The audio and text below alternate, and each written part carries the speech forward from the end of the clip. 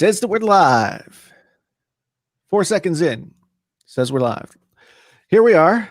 Everybody. Well, Viper's not.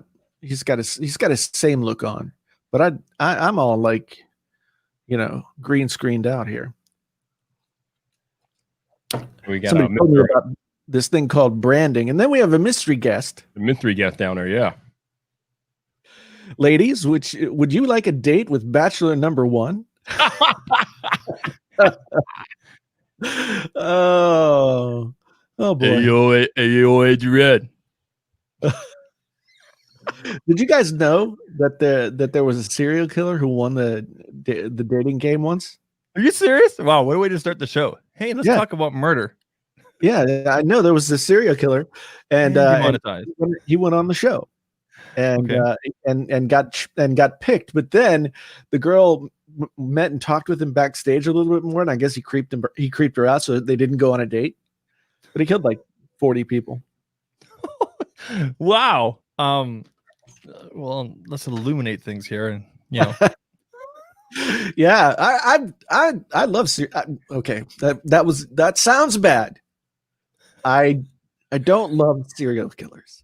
No, they're not really good for the environment. Interested in everything that goes on around that whole. I don't know. It's just this is not how we start a podcast, people. They're not good for the environment. They're not good for the environment. This is just a warm up. We need to refocus. Yeah. Oh boy, everybody wants to know what's wrong with the iPhone.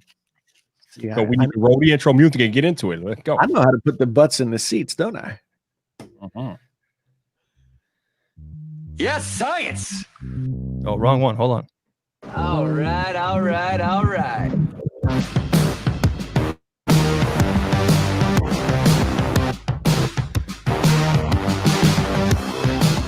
Oh yeah.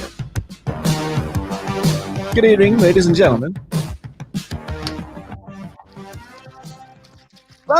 Welcome once again to the Painfully Honest Tech Podcast, the podcast of honest hurts. Here we are again on a Tuesday, 7 p.m. Central. It's like 91 degrees outside right now, which is more degrees than I prefer. And we've got stuff to talk about. I mean, it's almost like the tech drought has ended, and suddenly there's tech to discuss. And so we're excited about it. We're excited about it. There's going to be some excitement in the podcast. I promise you that. It's coming. You wait. Viper's got his dander up. He's ready to do his thing. We got a bone to pick with Nomad. No, I'm just kidding. No, we're just kidding. Nomad is like, going big time. And so what else? Let's see. Smaller battery on the iPhone. Yeah. So let's talk about this bad news about the iPhone thing. Now, part of it is we've heard that there are some issues with the 120 hertz screen that might be on the iPhone 12, right? What are the issues? What I have heard, and I've seen it for in a few different places, is that they are not passing muster. They're not living up to Apple's standards, and so I guess according to our friend John Prosser, they are still testing 120 hertz screens. And now here's the thing: I would not be surprised if the iPhone 12 and the iPhone 12 Plus did not have 120 hertz screens. That would make sense to me. And because for the first time, the iPhone 12 is going to have an OLED screen and not an LED screen, right? Or LCD or whatever it is. So it would not surprise me if the iPhone 12 and 12 Plus, which I believe we've heard we've heard that it's possible that we might get a staggered release of these phones where the 12 and the 12 Plus might come out sooner, or some permutation of that sort of thing. So maybe we're not going to get a 120 hertz screen on all of the iPhones, maybe we're not going to get a 120 hertz screen on some of the iPhones. Maybe it doesn't matter at all. See, if I'm Apple, I mean, they're such perfectionists. I mean, air power. Yeah. I would think, unless you can get exactly what you wanted or what people would expect, then don't release it, because the fact is that your core audience, your core buyers, not you and I, not Viper, not the people in the chat here, probably not even the people listening, right, are the ones that are gonna care about that kind of stuff. Do you know what I mean? Right? I think that the rank and file, like 98% of all the people who would buy an iPhone 12 would not even know what you were talking about. Exactly. If you said 120 hertz. There you go, Jason. You nailed it right there. Most people don't even know what the hell a 120 hertz display is or what it does or care the monkey crap about it. Nobody cares. More hertz, more cares. Only the hardcore nerds care about that stuff. Yeah. I mean, it's the thing that we're going to argue over this year. Like last year, we argued about folding phones, right? And this year, we're going to argue about 120 hertz screen. Nobody's arguing about this. Well, somebody is. I'm all for 120. Only the nerds are arguing about this. I'm all for 120 hertz as long as it doesn't give a, as long as it doesn't hurt performance. So I mean, look at Samsung, Quad HD 60 hertz, FHD 120 hertz. Let me tell you guys something real quick about history and how iPhones sell. The best-selling iPhone last year was the iPhone 11. Yes. Did it have a 120 hertz display? No. Did it have an it was the iPhone 10R. Did it have a 120 hertz display? No. It's not going to matter in sales at all. Nope. No, it's not going to make any difference whatsoever to the people who Apple's actually trying to sell the phone to. Cucumber. The Apple's trying to sell the phone to people who don't even know what 120 hertz is. Yeah. And so it doesn't matter if it has 120 hertz or if it doesn't have 120 hertz. None of it matters. Because on a 6-inch screen, you might be able to tell, like, oh, the scrolling is a little bit smoother. Isn't the iPad Pro? Yeah, but I can't. That's like I have a 12-inch whatever iPad, and I can't see 120 hertz on that. I only notice it once in a while on mine. Like I'm watching the stream, for example, and that's not a good example, but I only notice it when I'm doing the occasional like scrolling stuff. But I couldn't give two craps about 120 hertz. Yeah, and I'll tell you why. Your TV is not 120 hertz. Mm-hmm. If you play console games, you're not playing at 120 hertz. You're playing at 30. 60 frames per second or 60 hertz is what's considered great resolution for gaming. And that's where seeing things actually matter a whole lot more. Mm-hmm. Now, a lot of people game on their phone, sure, but at that scale, at the 6-inch or so scale, it doesn't mean anything. It doesn't have any appreciable benefit at all. Yep. All right. So about this whole 120 hertz thing. So there's a lot of different factors that are going into whether or not the iPhone will have a 120 hertz screen this year. First chief among them is battery life. I think Jason was just alluding to. There are reasons why you can't do 120 hertz and Quad HD on the Galaxy Note 20 or the S20 Ultra for that matter. It's because Samsung wants to conserve battery life. Otherwise, they would allow it. Consequently, you can do both on the OnePlus 8 Pro because OnePlus doesn't care. They want the maximum specs possible. But Samsung, who actually makes the display for OnePlus, won't even enable it on any of their flagship phones this year. So if Samsung is that worried about battery life on their flagship phones, I can't imagine Apple jeopardizing battery life to include a 120 hertz display. Not to mention, we've heard rumors this year that the iPhones are costing Apple more this year because they're including 5G, and we know that Qualcomm is upping the price of 5G for everybody. So because of the increased cost of 5G and putting that into iPhones, Apple is trying to cut costs in other areas of the phone. And a lot of that, I guess, is coming down to battery. Apple trying to kind of minimize the process of the battery. So by them doing that, it's going to reduce the size of the battery that we're going to get in this year's iPhone. So Go ahead. Here's the thing about that, though. I mean, if Apple wanted to like go into some sort of cost saving mode, which would be ridiculous because they would exactly what's going to happen to the Note 20 is what would happen to the iPhone. Yeah, if they cut battery life or anything like that, everybody will just be like, "This is crap. I'm not going to buy it." Apple, if they wanted to like cut some costs, they wouldn't make 4 phones this year.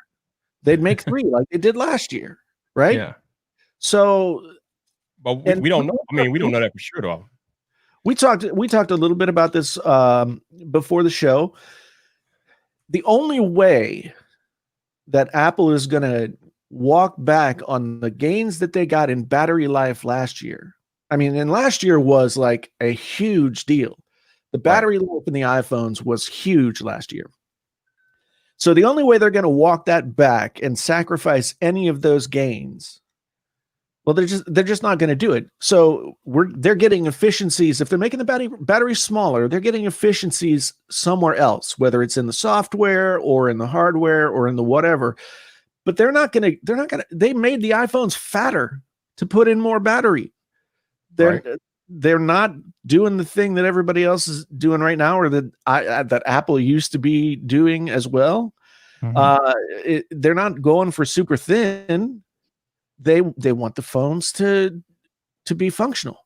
And to your point, Jason, that is why I think that there will not be a 120 hertz display this year, because I don't think Apple is going to be willing to jeopardize that battery life to add that in there. Again, in the overall scheme of how you use an iPhone, a 120 hertz screen is not that important. It doesn't fundamentally change the way you use your iPhone. And because of that, and because of the potential impact it can have on battery life, I don't think Apple will include it. Yes, they're testing it. Of course, they're testing it, but I don't think it's going to make it to the final production iPhone. I could be wrong, but I don't think it is. No, I don't think it's gonna happen either. The battery life was one of those top 3 things that we were all talking about last year. I mean, yep. I've had mine for almost a year now. I don't even know where it is, but I've had mine for almost a year now, and I just use wireless charging, and I practically only charge every 2 days. It's insane. And that's with heavy use: Twitter, Instagram, Reddit, watching videos. Yeah. I mean, right. And the thing is, like, okay, because I can already hear it. It's already starting.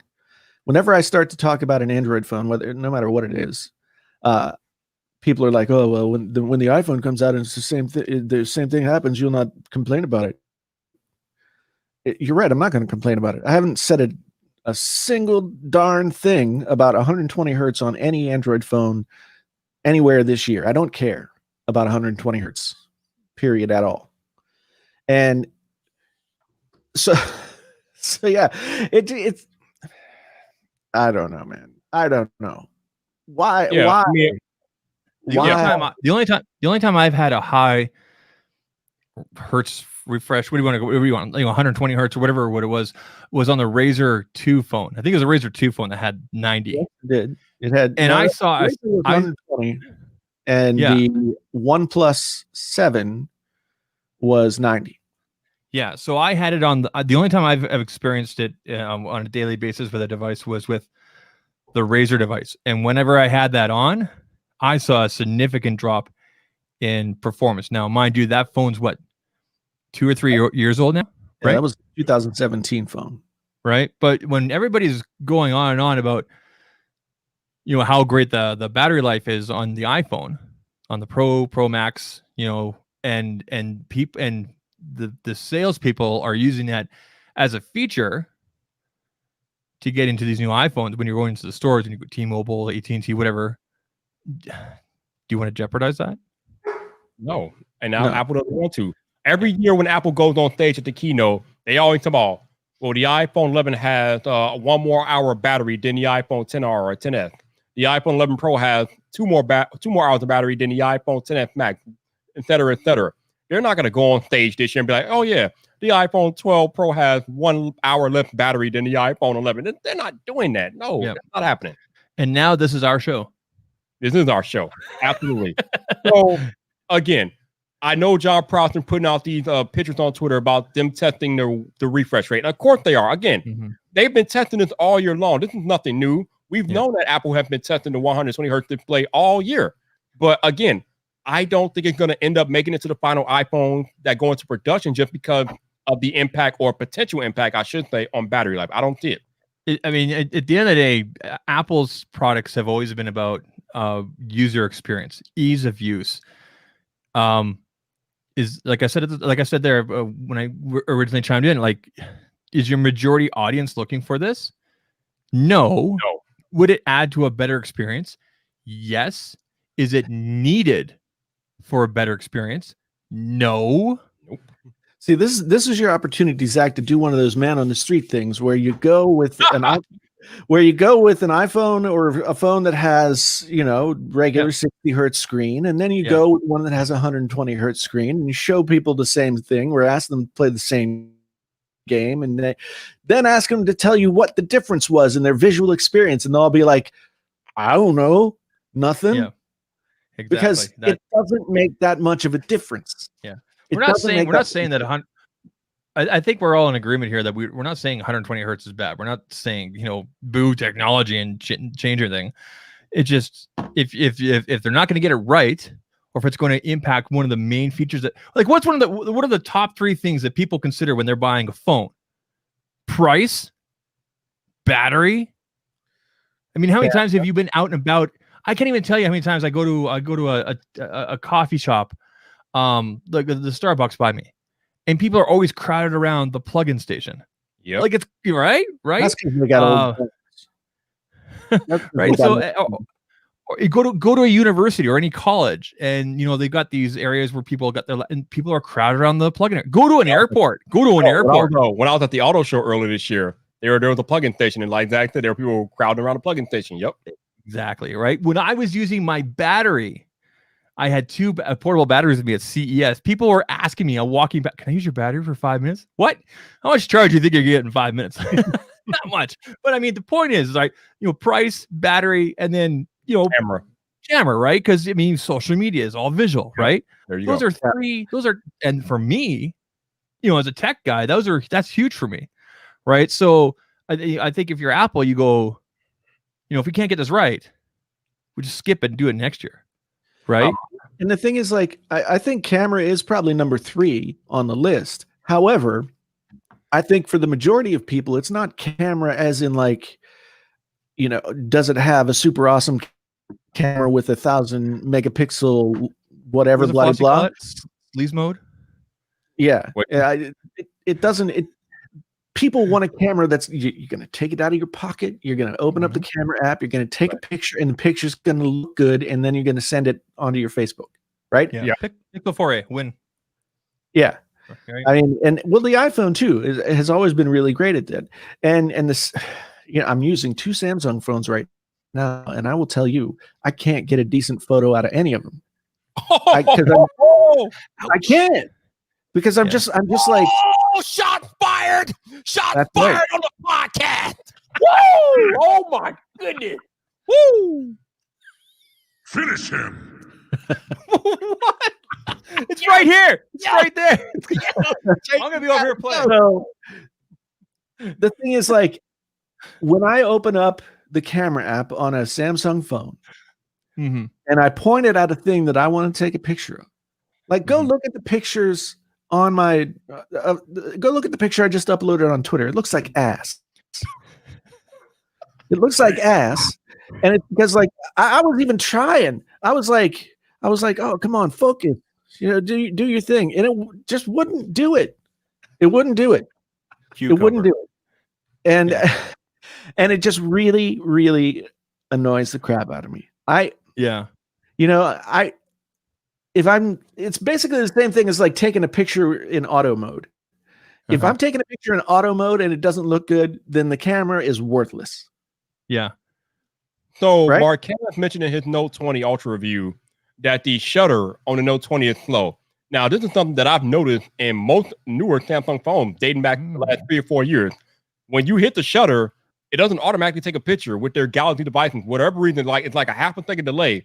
You press the shutter, There's a slight delay in the picture. In the that's what that is. That's always annoyed me. Yeah. I could never put my finger on what it was. It's one of the reasons why I took my iPhone to Mexico. Plenty of you take good pictures with the Note. Plenty of you. And since we're all plucked off the same exact tree, and we're just the fruit of like a YouTuber tree, I am I guess then like a rotten YouTuber fruit. What the hell are you trying to say, man? That doesn't make any sense at all. Doesn't make any sense at all. I mean, yeah, sure, you can get a good picture. That's not my point. My point is, more times than not, with a Samsung phone as compared to an iPhone or a Pixel or anything else, when I open up the camera and I shoot a picture, I am less likely to get a good picture that's in focus, that is not blurred out, is not, messed up in some way. I'm less likely to get a good picture out of a Samsung phone than I am on pretty much any other like top tier flagship phone. And part of it has to do with that shutter, the delay in shutter. That slight delay messes up the picture sometimes. It can do that. Yeah, yep. I mean, from my personal experience, 99% of the time, 99.9% of the time, I take the picture with the iPhone, and I can be confident in that first shot. With my Galaxy Note 10 Plus, sometimes I have to take the photo a second or third time, right? Yep. Even with my TCL devices, there's no lag when I'm taking the photo, right? I mean, completely different software, completely different cameras, right? So, yeah, shutter lag. Wow. But speaking of Galaxy Note devices, Jason. Yes. Or I shouldn't say Note devices, but currently, Jason, you are in possession of two Samsung Galaxy devices. You have the Galaxy Note 20, the regular one, the Participation Trophy Edition. And you also have the Samsung Galaxy, you know him, right, Zach? But he also has the Samsung Galaxy A71. So talk to us, Jason, about your experience with these two devices, because as we were talking about earlier, they are a lot alike, apparently. It's really pretty amazing. So I got the Note 20, and it's worse than I could have ever imagined. Oh, no. Here we go. I mean, does it function as a phone? Yes. Does it have an S Pen? Yes. Is it made out of plastic? Yes. Here are some of the things that are different about the A71 and the Galaxy Note 20. The A71 has a glass back. The A71 has a headphone jack. The A71, it's ridiculous. It's ridiculous. The A71 has 4 camera lenses. I was so close to picking that up. It has Face ID. It has under the screen fingerprint reader. The screen is as good to my eyeballs as the Galaxy Note 20 screen. Does it have always on display? Yeah. I believe it does, yes. It does? I believe it does. I'm pretty sure. Yeah. I mean, it doesn't come turned on right away. You have to go into the settings and turn it on, but I believe it does. Okay. It has a bigger battery than the Galaxy Note 20. The Galaxy 4500, right? It's 4500 on the A71 and it's 4300 on the Galaxy Note 20. And the Galaxy Note 20 has a more powerful chip in there in the A65, the 865 5G. Are you sure the A71 has a glass back? It's in my hand right now. Well, I'm just calm down. Like glass. It feels like glass. I don't know. I mean, maybe it's plastic, but it feels a lot better than it doesn't feel as cheap as the Note 20. I'll tell you that. It doesn't feel as cheap. Wow. Before Jason goes on, can I just comment real quick that I love like the radio DJ vibe I'm getting from Zach setup. Like it looks like he's a radio DJ over there. I dig it. I dig it. Do you really? I dig it. You dig it. Okay. I mean, I don't have the Keemstar gold mic and everything, but I've got my channel sponsor right here, right? Oh, but it really looks like you're broadcasting from a radio station. I like it. Okay. Okay, so thank you, sir. So color me incorrect in saying that this is glass, not glass. Okay, but it feels like glass, and feels good in the hands, ladies. You know, the Note 20 feels like a plastic cup. You know, like from McDonald's. You know, or you get it at Yeah. the movie theater. He said it feels like a Happy Meal. It's really man. I don't know. Oh boy. I'm. They call it glastic. Anybody Glastic. calls it- that's like when you go to like TGI Fridays and you want a bigger beer and they say that you have to order a Brutus. You know, not it's like you have to ask for a mix something or other at McDonald's instead of like just a hamburger or whatever it is. Glastic is a stupid word. A stupid word. It's a stupid word for stupid people. And anybody who uses it is one of those two things. Well, that's only one thing. So anybody who uses that word is stupid. Okay, because I've never heard the word glastic used in marketing. Have you guys? I've never I can't recall seeing it like with Samsung or anything like that. it's not a word. It's not a word. It's not a word. I think I've heard Not a it. word. I think I've heard it used somewhere, I think. You know, for the longest time, bootylicious was not a word, but it is now. Well, I mean, we're adding to the language every year. I'm don't even know it. It's man. So Generation Jake, of kids are going to grow up thinking the kids are going to grow up thinking the word thick is spelled with 3 C's. hey, don't mess with the generation. Well, that's I think the point that you're trying to make about this phone, Jason, is that the A71 is very similar as far as like specs and what you get out of it to the Note 20 regular, right? yeah. The Note 20 Idiot Edition is not as good a phone as this. He called that flipping. He called him. No 20 idiot edition. And here's the thing, in the comments of my videos about the Note 20, people are actually telling me, well, no one's supposed to buy that phone. No one's supposed to buy that phone. They're supposed to buy the other one. And I'm like, well, then why are they making it? You called it that. Buy it. Why are they making it? And the thing is, this is what pisses me off about Samsung. Samsung always punishes their most loyal customers. They punish them at the cash register by saying this thing is $1,000 right now or $1,300 right now, and in 2 months it's going to be one third less. But you want it right now because you're our best customers. You're the ones who want this stuff more than anybody else. So we're going to steal from you. We're going to steal from you and use that to subsidize everybody else's phone because they're not going to pay the stupid price for it. So when Jason says Samsung punishes their customers, I feel that directly because I got this Note 20 Ultra in my hand, and this phone has a lesser battery than the S20 Ultra. I feel personally attacked right now. Yeah, it was interesting when I called the stimulus edition. Almost Rashid, almost, dude. Yeah. I mean, people complain. Okay, here's the thing. People complain about the iPhone SE. They're like, oh, it's an old design. Oh, it's this. The iPhone SE has the same build quality as all the rest of the iPhones, right? It had. I mean, it's an iPhone. Why would you make a Galaxy Note phone that's made out of plastic? Why would you make a Galaxy Note phone that isn't the best thing that you could possibly make? Because that's what the Galaxy Note is supposed to be. That's what the Galaxy Note is supposed to be.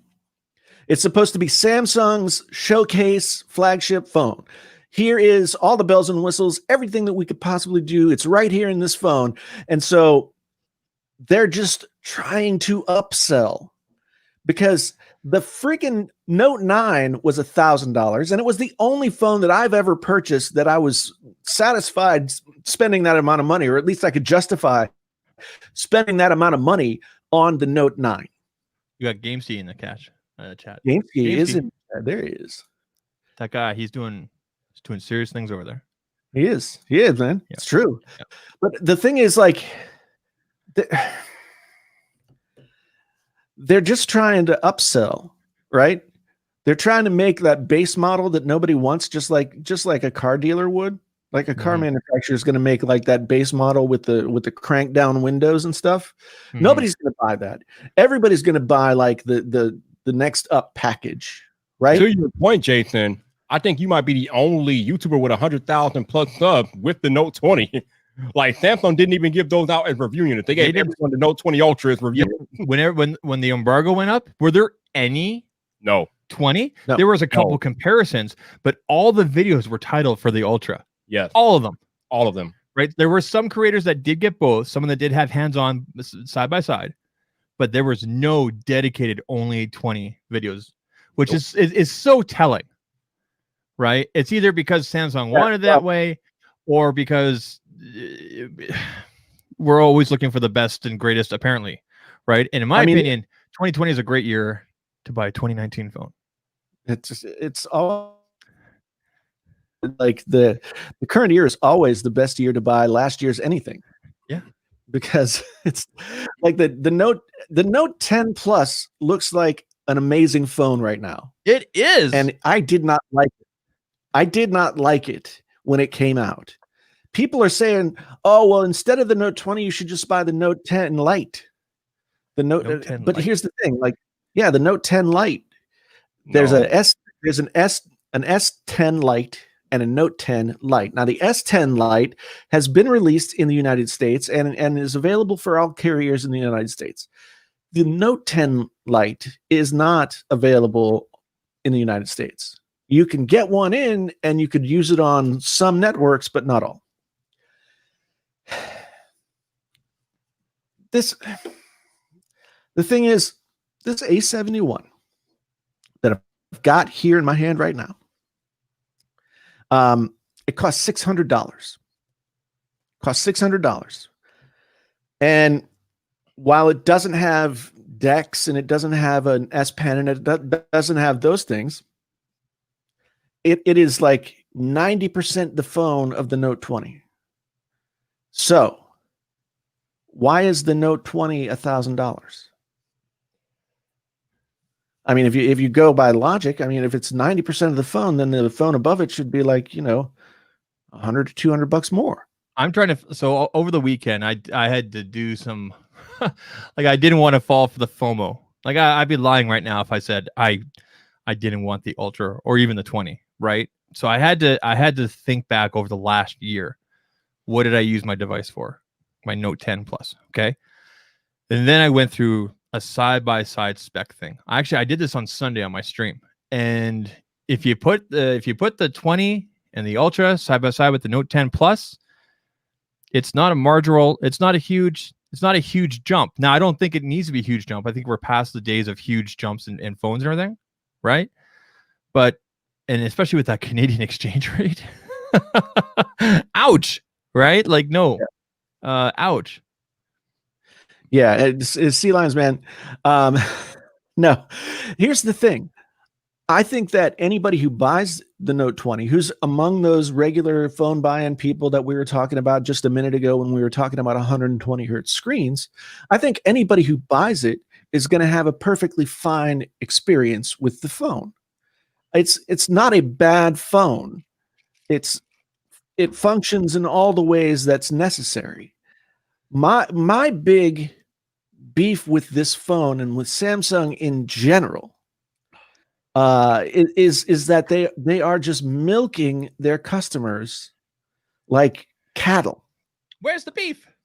They are just, they're showing no real deference to or any kind of like compassion towards their customer base.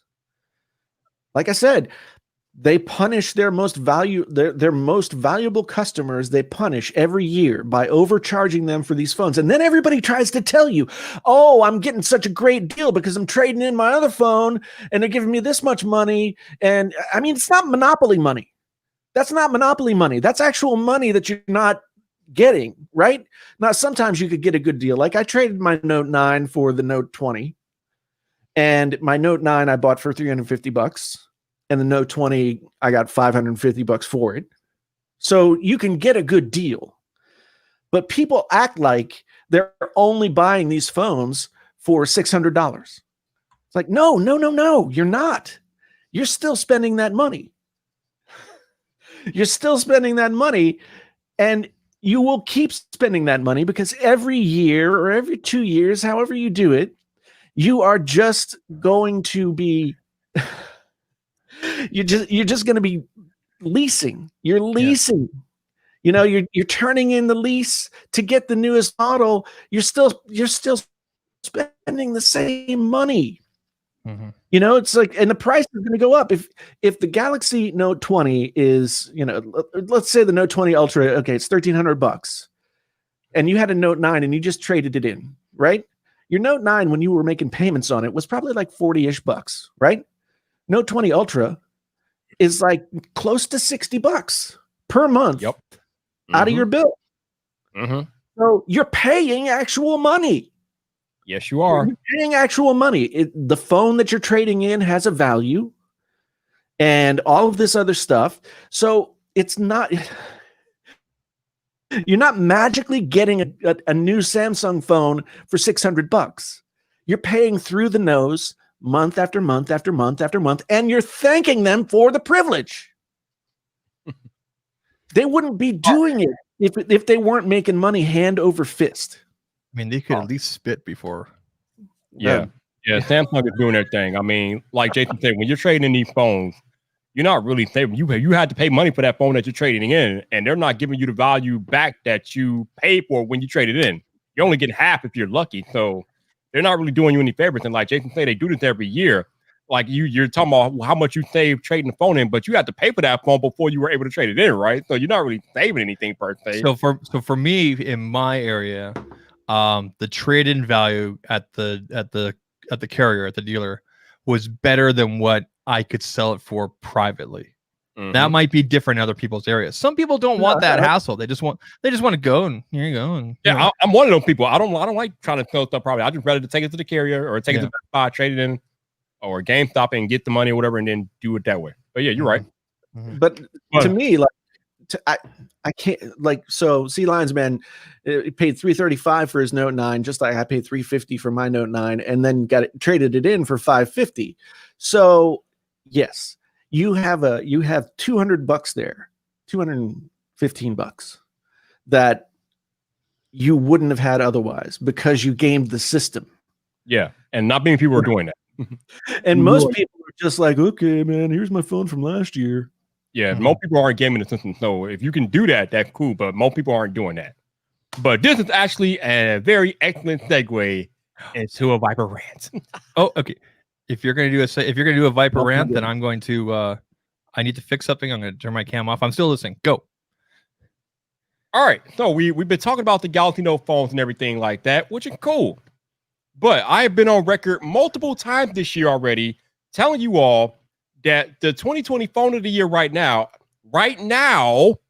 is this Pixel 4a. Not because it's the best phone spec-wise. Oh, no. It's the best phone value-wise. This is a $350 phone that gives you a full HD OLED display with one of the best cameras on any smartphone today. Battery life through the roof. So between the screen, the camera, and the battery life, the value that this phone presents for $350 makes it, in my opinion, the smartphone of the year right now. But there are still other phones that are coming out later this year. We still have the iPhone 12 model coming. There's a Galaxy Fold 2 on the way. A Pixel 5 is on the way. So that's why I'm saying right now, because there are still other phones coming out that could unseat the Pixel 4a. I think it's pretty unlikely, but it could happen. But right now, where we are at the end of August in 2020, the Pixel 4a is the smartphone of the year. Now, when I said this on my live stream last night, I got a comment, somebody asking, "Oh, Viper, are you saying that because you got it for free?" No, I'm saying it because it happens to be the truth. The phone is that good. It doesn't matter if a company sends me the phone or not. What I tell you is my own thoughts and opinions. And right now, as a guy who has the Pixel 4a, as a guy who has a Galaxy Note 20, as a guy who has an iPhone 11 Pro Max, this is the best phone of 2020 as far as phone of the year and value proposition goes. But see, Go ahead. I was just You know I'm going to not say, done. Go I was ahead. going to say that like it's that value proposition that Yes. matters, right? Yes. It didn't used to be that way. The value proposition of smartphones, especially flagship smartphones, didn't matter because you were getting like the best, the brightest, the brand new technology, right? But now it's like, how much can you get for how little? Right. So I understand where you're coming from. I mean, from a value proposition, now that I didn't get the Pixel 4a, but if I had, I would probably agree with you on many levels. Correct. The value proposition. I'm not saying it's the best smartphone because it's the best phone. Right now, if we're talking about best phone, pound for pound that's out right now, and probably the Note 20 Ultra, and it's not really close either, but the best phone of 2020 right now, value proposition and everything inside, is the Pixel 4a. And I am not saying that because I got sent the phone. I don't know how many of you all have been paying attention, but your boy Viper does not shill out for a brand. Yes, I called myself the captain of Team Apple, but I spent much of 2018 lambasting Apple for their various mistakes throughout 2018. They released a phone with an ugly notch. They brought out an Apple Watch which couldn't even hand off from LTE to Wi-Fi. I got on them about that. They released MacBook Pros successively with terrible keyboards. I highlighted all of this in videos throughout 2018. So before you come at me, calling me an Apple shill or any other body shill, check my resume first. So with that out of the way, the Pixel 4a isn't the smartphone of the year because it was sent to me. It's that good. And everybody who's used one so far is kind of in agreement with me. They understand that the phone is good. Again, the display, the battery life, the camera, what that phone brings to the table for a mere $350 and putting it at the top of the food chain right now. But again, we still got the iPhone 12, the Fold 2, the Pixel 5, so it might be unseated. But right now, the Pixel 4a is the smartphone of the year. And for all of you all out there that love to question your favorite creators when they get sent devices for free, I'm not even going to get into a rant about why the device is not free. But when y'all want to question the creators when we get devices sent to us and think that our opinions are swayed somehow just because we were sent the device, let me ask you something real quick. Do you come with that same energy when you're reading a review from The Verge or Engadget or iMore? Because I got news for you all. They're not buying their devices from the damn store. They're being sent for review like I am. Like Jason gets sent devices sometimes. Like Zach gets sent devices. This is all about media and marketing. It is all a part of media and marketing, and this stuff has been going on since the beginning of the dawn of time. This is nothing new. But it seems like when a YouTube creator gets sent the device, y'all got all types of questions. You want to question our credibility and our trustworthiness, this, that, and the other. Not even thinking about the fact that your favorite tech publications are also they're being sent devices. And nobody questioning the Verge's credibility. They're not questioning Engadget's credibility, but they're getting their devices for free just like YouTube creators are. So where's the thunder? Where's the energy when you read a review from The Verge or Engadget? I don't see any of that energy when you're reading these reviews from your favorite tech publication. But when a YouTube creator gets a device, then y'all got questions. Y'all better miss me completely with this nonsense. Miss me completely. Go ahead, Jay. And the thing is, like, it turns around on you too. Like, okay, so Samsung didn't give me a phone, so I'm hating on Samsung because they didn't give me a phone, right? That's people's logic. Like, oh, you're on Samsung because they didn't give you a phone. Blah blah blah blah blah. Whatever. I've been in Samsung commercials before. I've been a big proponent of Samsung phones for a long time. Right now, they are fucking it up. And so I'm on them about it. And so whenever I get this thing from people where they're just saying like, oh, you're just pissed off because they didn't send you the phone. It's like, well, no. What do I care? What do I care? I've got the V60. And for me, now not having used the Pixel 4a, and I might for myself put the Pixel 4a in a slightly different category, and not judge it against like the other flagships. So maybe I would think of it in terms of like what has the 865, what has the 765, and along those lines. The V60, what you get with the V60 is so much more than what you get with a Note 20, than what you get with, any Pixel that I've ever used. And the thing is, no, people come on my videos and they leave comments and they say, well, LG is trash. It's like, LG is trash. Yeah. What TV do you have in your living room? Who makes the best TVs in the world? Now, it's not the same thing. Yeah, I get it. But, then people are like, oh, well, I bought an LG phone in 2010 and it had a boot loop problem. It's like, okay, ancient history. But LG steps up and they give you 2 years of manufacturer warranty. And they've added value with that dual screen case. And they still give you that 32-bit high quality DAC. And you know what? The V60 is a 1080p screen. And I don't care. I don't care at all. For me right now, like the V60 is winning big time. And I've used the S20 Ultra, and I've got the Note 20 right now, and I've got all the phone. I can get all the phones. The thing is, like, it's no longer like who can have the fanciest, most expensive phone. It's who's giving you the most for your dollar. The V60 with the dual screen case. No, the V60 with the dual screen case is $800. $800. Now, last year the V50 was $1,000, and I thought that was way too much. And LG turned around and they made adjustments, and all of a sudden here we are. And they've got a lot of value packed into a phone that's at a much more reasonable price. Samsung is like, the air must be thin over there at Samsung headquarters, because they are not thinking straight. You guys mentioned, sorry, go ahead, Jason. No, go ahead. I was going to say, first of all, Viper. Yes, science. I don't have applause on here, but that was awesome. So well done. I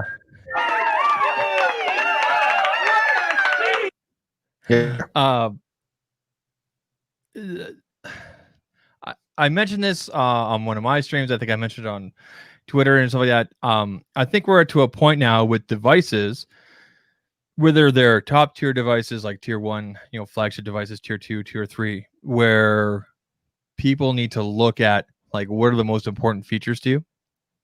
So when I purchased my home, my realtor said, write down the 10 features that are important to you. Like, where do you want to live, 2-story, hardwood, open concept, whatever, right? And then he said, rearrange those top 10 things into your top 4 or 5, because you're probably only going to get your top 4 or 5 features that you want. Right. Fortunately, we got 7, but I think you can do a similar exercise for yourself if you're really on the fence. What are you looking for in a device? I think the first thing you need to look at is iOS or Android, Windows, BlackBerry, whatever, right? What operating system? 2, price. And then go from there. Like, what's important to you? If a 120 hertz display is important to you, then put it up there, right? But if you want to be able to take pictures and not have to think about it, you might want to look at this or that, right? So I think people need to. I think it's kind of cool that we're fortunate to kind of be in that position now. Yeah, where things are blurred, but if you really break it down, there's enough difference, right? Well, and the thing is, like with the A60, the A71, or with the LG Velvet, you can knock off a bunch of those things from your list without having to venture toward $1,000. Yep. Right. And that didn't used to be the case. If you wanted the high end features, you had to pay the high end money. Mm-hmm. But you don't have to do that anymore. And I'm seriously thinking of ditching my Note 10 Plus and going to the Pixel 4a. Why? Great screen, good battery, amazing camera. Right? I'm dead serious about that. Dead serious. Can you please repeat that, Zach? Can you please repeat what you just said? What? I'm going to get rid of my Note 10 Plus for the Pixel 4a. What phone again? The Pixel. Oh my Lord. The Pixel 4a. Yeah. Because it hits all the important features for me. Like I like Android, so I'm going to go from Android to Android. So that doesn't even have to be on the list. Great camera, good battery, awesome screen. Right? Am I going to miss having the S Pen? Yeah. Can I live without it? Sure. How are you with a smaller device though? That's the thing, though, right? Is if I went to a smaller device, like I think I had the normal iPhone 11, 11 Pro before, for like maybe 4 days, and I had to go get the Max, right? So I mean, I'm just saying that you figure out what's important to you. Now, if you already know that you love everything Samsung, you're a knight, and you got to have the greatest, then this conversation is not for you. But if you're truly on the fence, really look at it objectively like that, right? Yeah. Are you going to have a lesser experience than someone with a Note 20 Plus if you got a Pixel 4a? If photo taking and simplicity are huge for you. Do you know what I mean? Are you going to have a lesser experience? No, I would say you're probably going to have a better experience. For some people, and this is one of the reasons that Apple's making a smaller iPhone 12. For some people, a smaller phone is one of their top 5 things. They don't want the huge phone, and there aren't very many options for that. That's what a lot of people have been waiting for, something like the iPhone SE, because they didn't want to have something that was that big. I remember when we went from iPhone 5S to the 6, and people were pissed. People were really pissed because it was so much bigger than their phone. So that's a big deal to some people. You know, the camera is a big deal to some people. I think that there are probably 3 features that every phone has to nail in order to be a good phone, and everything else is just your own personal preference. Yeah, I mean, if you've always bought the Note, or you like flagships, so this is not, to do that exercise is not for you. But if you're truly on the fence, it's a good exercise to do. Figure out what your top 4 or 5 features are, and then figure out the device that has those, right? So, and it's funny because when in my live stream this morning, I was talking to the King Samsung Knight. These days he's calling himself Note 20 Ultra Boston, whatever. Y'all know who I'm talking about. But yeah, he always changes his name, man. Yeah, he always come through with the live stream control. But we had to have a decent conversation this morning, and he was saying that, you know what, just because the Pixel 4a might be the smartphone of the year doesn't make it the best device. And I'm like, you're right, it's not the best device. What I'm saying is that it has the best value. I'm not going to argue with you about the Pixel 4a being better than the Note 20 Ultra. It's not better than the Note 20 Ultra. But if we're talking about value proposition and what you get for that price point, then there's no competition. The Pixel 4a is where it's at. But that doesn't make the Note 20 Ultra any less of a device. It's still an amazing device. It's almost damn near the perfect device. The only thing that I don't like about the Note 20 Ultra is the battery life. Everything else, A1. And the price. And the price. I mean, I don't know why it is that I've become such a price bitch. But you're echoing what most people like. That's a factor, especially nowadays, especially in 2020. People losing jobs left and right, waiting for checks. Hopefully the rent can be extended a month. Like it's a huge factor for people. It's a factor for me. Yeah, like I was saying earlier today, there's a reason why the entry level iPhones are the best selling smartphones and not the iPhone Pros. The price. Yep. Yeah. Well, and you get. Here's the thing. The value proposition of the iPhone 11 versus the iPhone 11 Pro Max is that you get, let's say, 85 to 90% of what the iPhone 11 Pro Max is for half the price, pretty much. So people think that way. People go buy things and get their phones based on a certain economic principle, which is I am not an idiot with my money. And so for the people who are watching this live stream or listening to this podcast or any of that kind of stuff, none of this applies to you. None of this applies to you because this is like your hobby. This is your sports, right? Nobody's saying that you shouldn't feel that way or whatever. But For the average person who needs a smartphone, they need to hit a certain price point. They need it to have a certain number of features.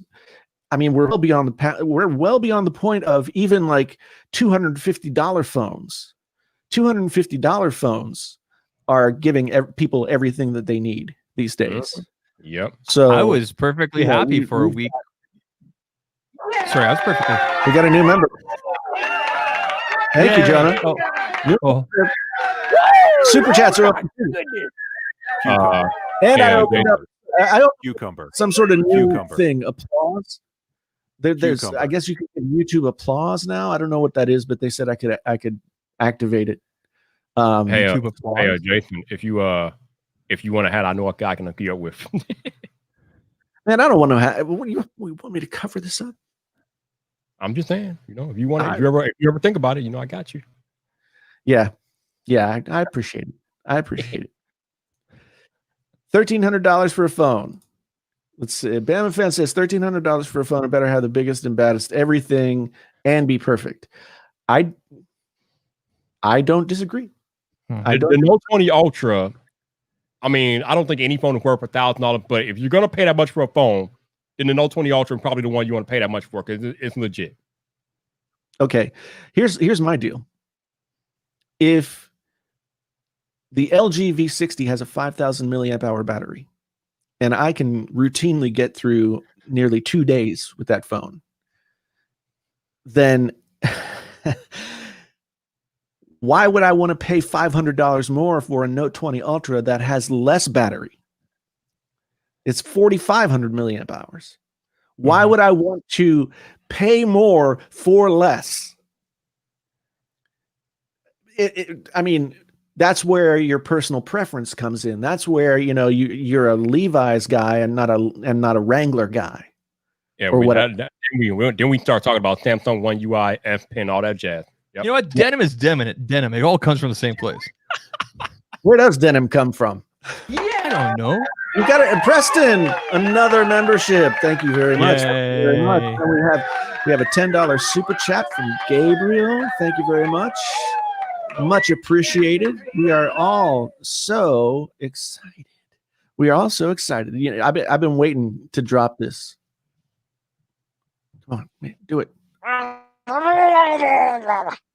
Anybody who knows what that sound is, we got Gabriel as a new member. Oh wow, man! Everything's going crazy here. Everything's going crazy. Thank you so much. All right. Thank you so much. That's Anthony, awesome. question in the chat from the Soul Assassin. If you got an S20 Ultra, do you need to upgrade to the Note 20 Ultra? Hell no. Don't know. Your phone has a bigger battery than the Note 20 Ultra. No. Your phone has a better front-facing camera than the Note 20 Ultra. Like, no. This is when you need that sound clip. No. Hell to the no. If you have an S20 Ultra, you do not upgrade to the Note 20 Ultra. Don't do that. Here. You get nothing. You lose. Good day, sir. That's the best version of that movie right there. It is the best version of that movie. So I played around with my Stream Deck today. Okay, I got all kinds of new sounds. Leroy Hey, I'm just making myself laugh here. But Rashid brings up the good point that the V60 has Wacom stylus support, so you can get yourself an active pen and use it on the V60. So not going to cost you though. That's like an extra cost though. Well, I mean, I think you can get one for as much as like $25 or $30 for a cheap one, and probably upwards of $100 for a really good one. Still, it's like you're just not. What is going on over there? I mean, we can't see Zach, but we can hear something. I fixed it. I got the red one going. That's the painfully honest lightsaber. Very nice. Very nice. We gotta bring the rock in here. And I got rid of the glare. What the rock is cooking. And I got rid of the glare. I can smell what the rock is cooking. I can. And it's a whole batch of whoop ass. The big old batch of whoop ass that's coming Samsung's way. Uh-oh. Oh man. That's what The Rock is cooking right now. That's what The Rock is cooking. Oh, speak of the devil, Marquez just dropped a video on the participation trophy Note 20. Interesting. I'm about to watch that. Oh wow, he's copying. What did Jason call it at the top of the hour? Idiot version? No. Yeah. Yes, literally. Yeah. Well, I mean, I Damn. don't want to cast aspersions on people for their potential intellectual. Wait. No. Oh my God. Wait. How sexy is this now? You're not supposed to laugh at that. He called it the Galaxy Note 20. Wow. Marquez with the savagery. I appreciate that, Marquez. What did he call it? The Galaxy Note 20. He called it the Galaxy Note 20. Yes. It's pretty good. It's pretty good. Wait a minute, I don't get it. NOPE, as in nope. Oh, nope. I can't. Yeah. Okay, sorry, I'm dumb. Yeah. Yeah. Yeah. I'm glad he covered it. And I'm looking forward to seeing that video because I think it's important that people talk about that phone. To me, it's really unbelievable that they're charging $1,000 for that phone. All right. And- Let's. Sorry, go on. And I don't want to belabor the point, Mm-hmm. but I just it makes me really, really mad. It makes me really, really mad. And the Note series of phones has traditionally been in my top 3 series of phones that I've always loved for the longest time. And Samsung, starting last year and moving on this year, has just effed it up bad. That's all. Thank you, Catton, for the $2 super chat. Enough about the Note and the Note 20 and Let's all talk that. about Apple and Epic. Hold on. Before we talk about Apple and headphones, Jason, Yes. I don't know. I'm pretty sure we talked about this before, but I don't know. I can't remember. What are your thoughts about the upcoming Galaxy Fold 2? It's gonna be so expensive. Holy shit! It's going to be $2,500. No, it's probably going to be $2,300.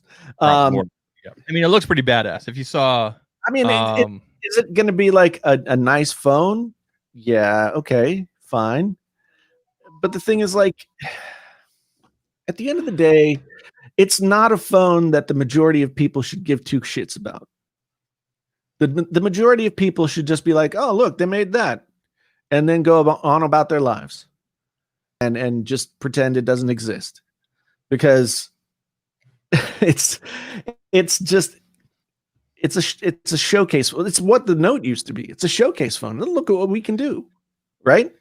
And to me, there's still too much that can go wrong with that phone to justify spending the amount of money you would have to spend in order to get one. There's just too much. I know. I look forward to seeing how they've improved over last year, but last year, and I don't think anybody is going to disagree with me, last year was a hot, steaming pile of diarrhea when they released that, when they sent that out to be reviewed. That fold was a piece of shit. And Samsung made a big mistake, and DJ Ko's probably the guy who took the rap for it.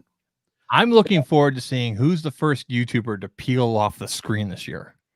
I want to see who.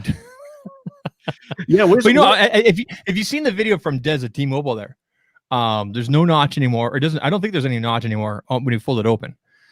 And the screen. A whole bunch, yep. Okay, so a whole bunch, but the screen on the outside, that was my main. I mean, because it's a first generation. It was a first generation thing. Okay, like, and I think the accomplishment is amazing. And visually, based on what we've seen, what an improvement! Because before you had that smaller screen in the front with the big bezels, and all you could really do was make a phone call, check a couple of texts, but you couldn't really do anything else without opening it, right?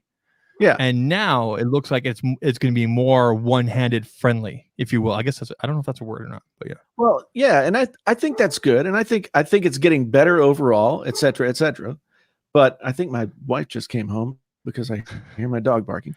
But But I think that, to me, it's kind of the same thing as like, what do I think about Ferraris? It's like, wow, they're impressive cars, very nice, very nice. I've always wanted a Testarossa or an F40. Yeah, but I'm not going to go buy one. Yeah. And I'm not going to drive it to and from the grocery store. You know, I mean, why not? That's so kind of badass. Yeah, you'd burn like 20 gallons of gas just going there. But Can you imagine? The Fold is kind of the same thing as like a luxury car. Yeah. Right. It's they said it way themselves. overpriced. Yeah. Yeah. It's way overpriced. It's just not for general consumption. Yeah. So should you go get one? No. Nobody should go get one. Like Retethered Tech said, skip the Fold and go buy a decent laptop in the Pixel 4a. I mean, yes, absolutely. Think about it. Now, take $2,500 or $2,000 or whatever you want to prognosticate is going to be the cost of the Fold 2. Take that and then extrapolate that out to like what you could buy for $2,000 someplace else. Yeah. Right? A halfway decent used car. Well, not halfway decent. We talked about this offline before we start. I was going to say, but we talked about this before offline and everything like that.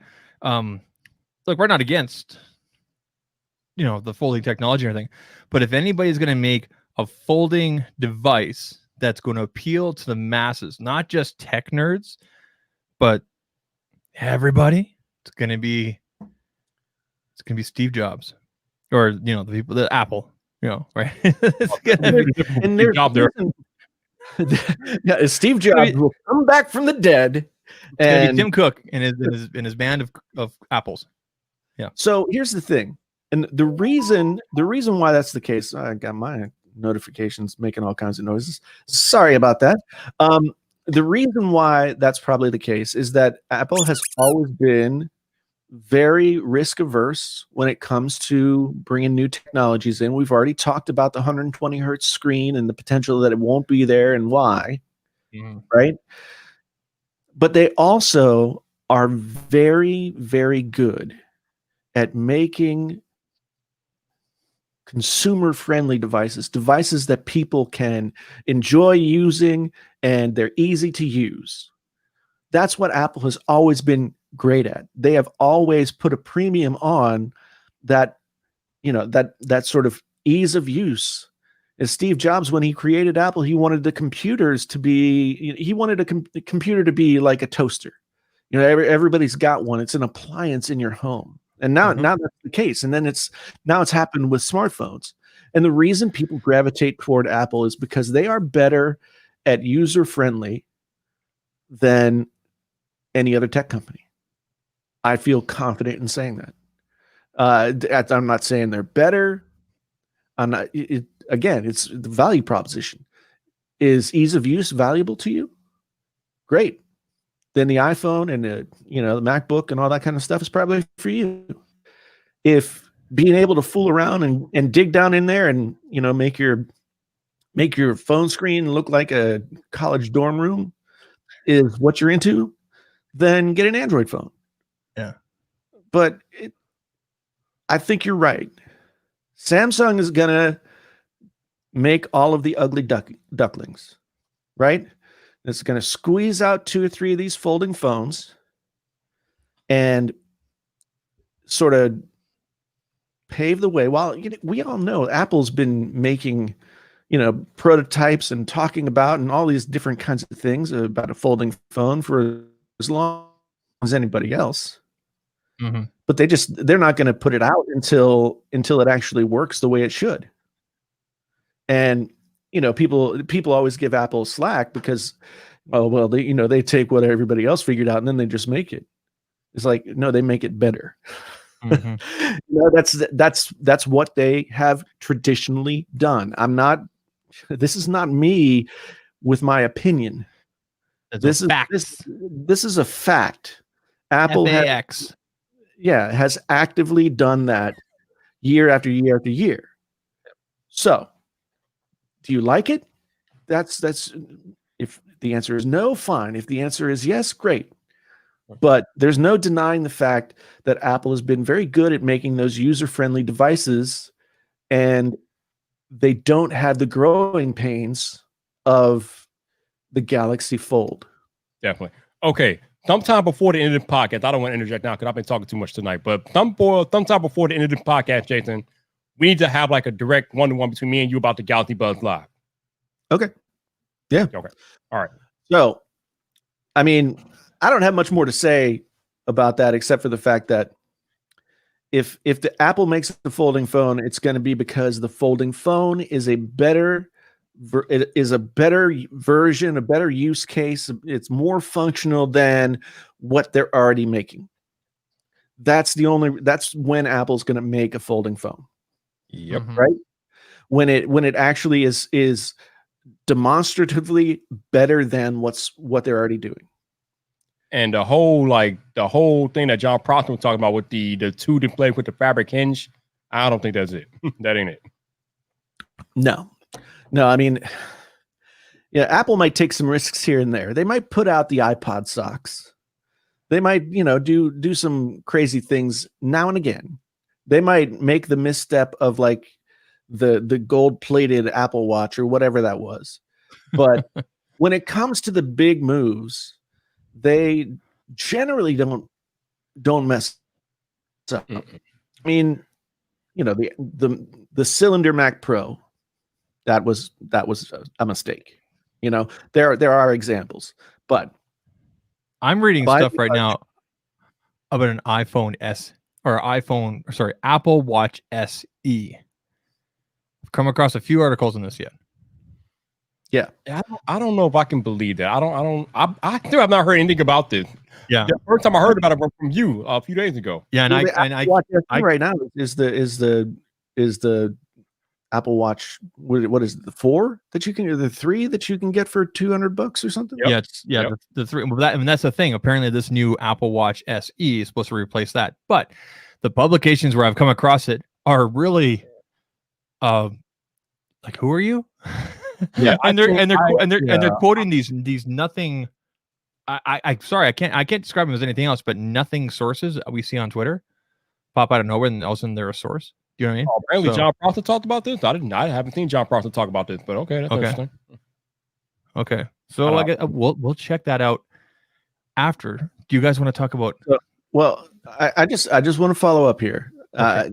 Franklin decided not to listen when I said that there are examples of Apple making mistakes, but by and large, they don't put out products that are going to fall flat on their faces and not function. Now, see, Alex here talks about AirPower. Well, AirPower is a product that Apple never put out. It's called the Base Station Probe, Jason. Get the name right. Well, I mean, Apple didn't put it out. It, for whatever reason, was not working correctly, so Apple didn't put it out. Right? So other companies might not make that same choice. That's the point that I'm making here. But yes. Okay, Zach, you've been trying to talk about something for like the last 20 minutes. So, Zach, what are you trying to talk about? What are we talking about, Zach? Oh, I thought you guys wanted to talk about Epic. Epic and Apple. I mean that ongoing saga. I mean, there's not really much more to say about it. I mean, the judge rendered her decision, I think, last night.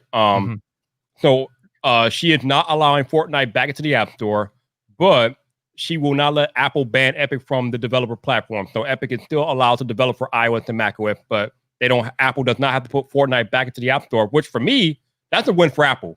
Because either way, Apple's making money. I mean, Apple, now that the judge is allowing them to develop for iOS and macOS, I mean, ultimately, that's money that Apple goes in Apple's pocket. So I thought the Unreal Engine angle, which is something not a lot of people have talked about, Renee Ritchie's done some great coverage on that, was like, I didn't know at all about that, about how they were developers for that and everything, and how the consequences of this could affect like shows like The Mandalorian, things like that, right? That use that engine. Right, that use those apps and everything. Right. So it's very interesting, the snowball effect.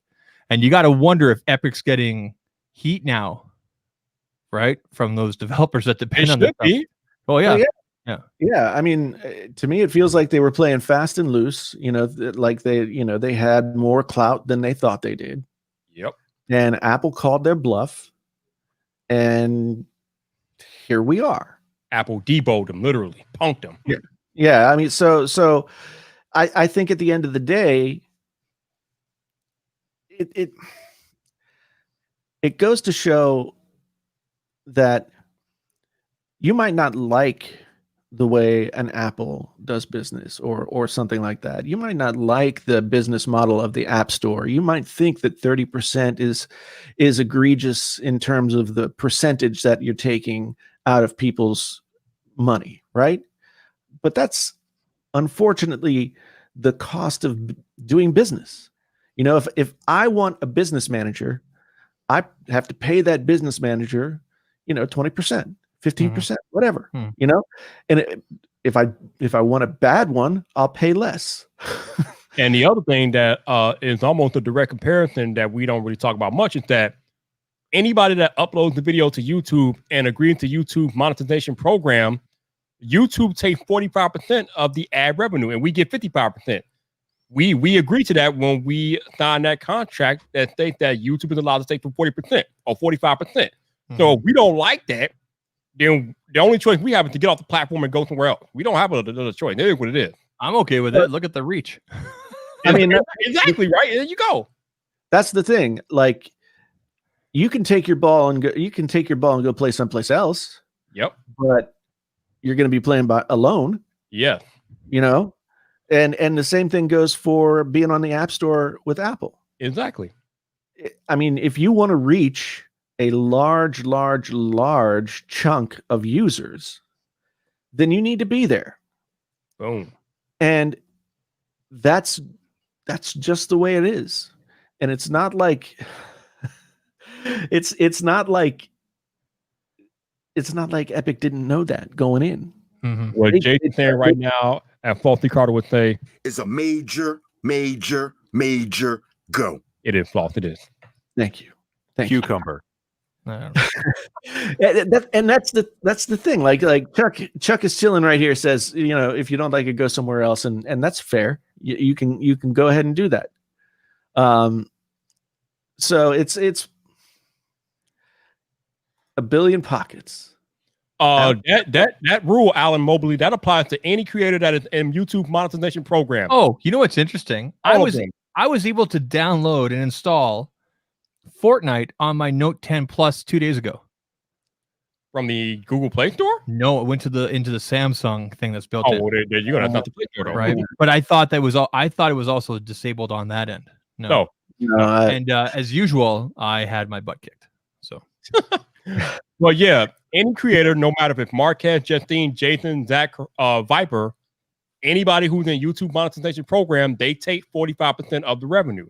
And here's where you might be getting confused, because there are different tiers of advertising that you can have run on your videos. So you can be in like the general slush pool, and those are the least expensive ads, and they're kind of randomized or whatever. But then you can be in the elite tier. I forget what they call it. But like people like Marquez and million sub people are in the elite tier, where those ads cost more money, and so you're making more money because you're running more expensive ads in front of your video. But YouTube's not taking any less percentage, though, are they? The percentage is still the same, right? It's like you're just making more money or less money depending on what kind of ads are running in front of your videos. Right. Or in the middle of your videos, or at the end of your videos. But like I said, the percentages do not change. No matter what ad tier that you're in as a creator, YouTube is still taking 45% of whatever ad revenue comes to you. And you by get the way, we're an hour and 20 minutes into this, and I want to say thank you to all 155 of you that are here with us tonight. I think we peaked at 162. Obviously, we lost. I saw 177. You saw 177? 177. We've been up there tonight. We've been up there. Yeah, appreciate you guys being here. We love Tuesdays. It's always great. I really do appreciate it. All the new members who came in tonight, and the super chats and all that. You guys have been awesome. Thank you so very much. At the end of the day, we yell and scream and get all hot and bothered about this stuff. I think it's important to step back again at this moment and recognize that none of this crap matters. None of this really matters. We entertain ourselves with it. We're intellectually interested in it. We do all that kind of stuff, but there's a lot of stuff in the world I don't need to tell you. So I'm just gonna lay that out there for a little bit of.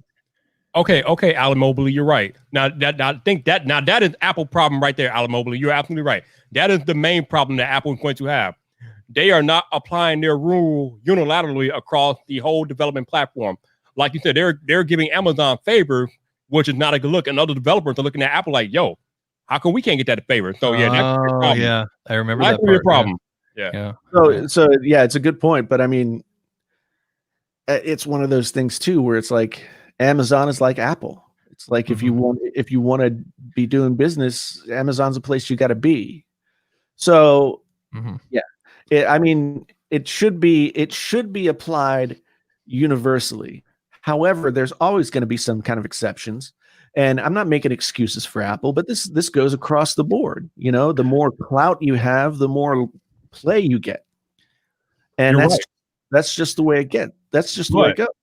But you're right, Jason. But at the same time, and on the flip side, when Apple starts playing favorites among developers, that gives these other developers that feel slighted more ammo to take to the government and have them intervene and try to regulate the way Apple does business. And Apple doesn't want that, so they're going to have to figure that out. They can't do that. I mean, there's nothing about the Apple App Store. There's nothing about the way that Apple does business that is in any way going to be ever construed as a monopoly, because there's other places to go to do your business. I agree, but what I'm saying is that if Apple start playing favorites among their developers, then they're giving these people more ammo to take to court. That's all. Yeah, but then, like, what are they gonna do? Go cry a river in a court? Like, oh, they're taking more of our money. It's like, well, okay, so what? They took our jobs. Well, you know how that goes. If the government deems that Apple is being anti-competitive and things like that, then it's going to get interesting real fast. But they can't. I mean, honestly, they can't. Apple is a business. They don't provide like they're not the only provider of phone service like AT&T was when they got broken up as a monopoly. They aren't the sole provider of any one thing. They are a for-profit company that can make whatever decisions they want to make about however they're going to do business. And at the end of the day, that's just how it works. That's just how it works.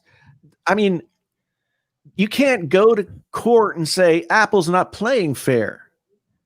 Like that's not an argument. You just can't do that, and the government can't regulate it. Now, if we want to talk about something like internet access, right? Now, you could make the argument that there's a non-competitive situation in internet access providers here in the United States because there are so few that there is no real competition in any one market, and so therefore the government could come in and say, you know what, we need to regulate this so that there is the ability to have competition. But that's not the same thing as Apple deciding how much you got to pay them to be on their app store. Yeah, I don't think, like Jason said, I don't think you can make any case that Apple is a monopoly when the Google Play Store exists, the Samsung Galaxy Store exists, Microsoft, Sony, Nintendo all have their own app stores. I mean, it's just. Not to mention that the 30% that Apple takes is actually standard across all digital marketplaces. So I don't know. Well, here's how you could work this argument, but not as a company that does business with Apple. But if you were if you got together a bunch of Apple users and you all said, you know what? We want another option besides the App Store. We want to be able to have some competition for how much we pay for apps. Mhm. So if the people who use Apple products decided consumers, yeah. then you could make an argument, but still it's not going to be it's not going to be an argument that you win. Yeah, it will be a stronger argument than the developer could make. But like Jason said, I don't think you can do anything about that because, again, even as a consumer, you have other options. You have Android. So, I mean, as long as Apple is not alone, you don't really have much of an argument. Yeah, you've got other options. You can vote for a third party. You know? Go ahead. Okay. Throw away your vote. Definitely. Hey, Zach, do you guys remember that? Sorry, what's that, Fiverr? I said, Zach, do you have anything else you want to talk about before I go into the Galaxy Bug stuff with Jason? Is it taco? Stop! Sandwich. Don't start. Don't start tonight. Don't even start tonight. Don't even do it. I have nothing else to add to that whole. It's fun watching the coverage, and honestly, for some of the most in-depth coverage of that, and we'll give him the shout out that it's not like he needs the shout out. Renee Ritchie is the guy. Dude. Yeah, the dude. Yeah. Well, apparently, Renee Ritchie, according to Alan, is like among the cabal that covers up Apple's mistakes. Yeah, That's funny. That's kind of hilarious. Can we take Alan's name off the screen? It's bugging me. Not. It's the way it makes the screen small. There we go. There we go. Yeah. So it's it's just I don't even know what to say. I don't even know. But okay. So now we got to talk Galaxy Buds Live. Okay, Jason. So here's my thing. Actually, I like these, but they're an acquired taste. It takes time for them to grow on, at least me. I didn't like them right away because they felt kind of weird and unnatural. But there's a couple points of order we need to talk about with these Galaxy Buds Live. What color is that? These are black. These are the black. Those look nice. They look like you're holding a couple of gems or something like that. Right? Yeah. These are glossy, but they look good. Yeah. But I wish the case was matte, though. The casing's glossy and kind of crazy. I wish it was matte. That's neither here nor there. Yep. So, number one, Samsung advertising these as having active noise cancellation is false. It's actually false advertisement. I don't know why they put it in there, but hey, it is what it is. Well, the way these are designed, it is active noise cancellation. It is active because active only means that there's some kind of electronic or otherwise process ongoing. It's not passive. It's active. Okay, now, the point of it might not be to cut out all sound, but it's still active. Jason, the problem is that they can't even passively cancel noise. So how can they actively cancel noise if they can't passively cancel noise? I asked this I guess that's a good point. I asked this question. Now, they're called Galaxy Buds Live because in active noise cancellation mode, you still it still filters in sound from the outside. Everything, literally everything. so that's the whole idea behind them. Yeah, that's the whole thing. Which is fine. I'm fine with that. But don't say they have active noise cancellation when they're designed to take in everything around you. Like you said, they're called. It's not everything. Most everything. Your brand new Sony WXM 1000 whatever 4 blah blah blah. Those things have the same feature. You just choose to use it or not. The Galaxy Buds Live feature that feature. So it's still active. It's active. The Sonys actually have passive noise isolation, which actually enhances the active noise cancellation so you can actually feel it. Whereas these leave your entire ear canal open, letting every sound around you in, so it doesn't even passively cancel noise. So how can you engage active noise cancellation when But you're misunderstanding. I must be. It's actually it's not letting sound in. It's actively bringing sound in via the microphones on the earbuds. It's bringing the sound in and mixing it together, and a lot of times active noise cancellation is just about finding certain frequencies and rejecting them. So you wear earbuds on, you wear active noise cancellation headphones on the airplane. A lot of times they're designed to reject those sort of frequencies that are, you know, the low end, the high end. You know, I don't know exactly what frequency. Let me ask Viper about this, because I've seen a couple people on Twitter talk about this in a couple of different videos. Did you have a difficulty putting them in your ear or getting them in a position easily that, okay, you could enjoy them? Yes or no? Did you have difficulty? I wouldn't say I had difficulty, but I had to like kind of figure it out. Okay, let me rephrase that. If you were to grab a pair of Sonys or AirPods or JBLs or whatever, okay, pretty straightforward. Put them in your ear, enjoy. Correct? Yes. Can you just put these in your ear and enjoy, like without having to think about putting in twist? Yes or no? No. That's why these will fail. Well, Simplicity.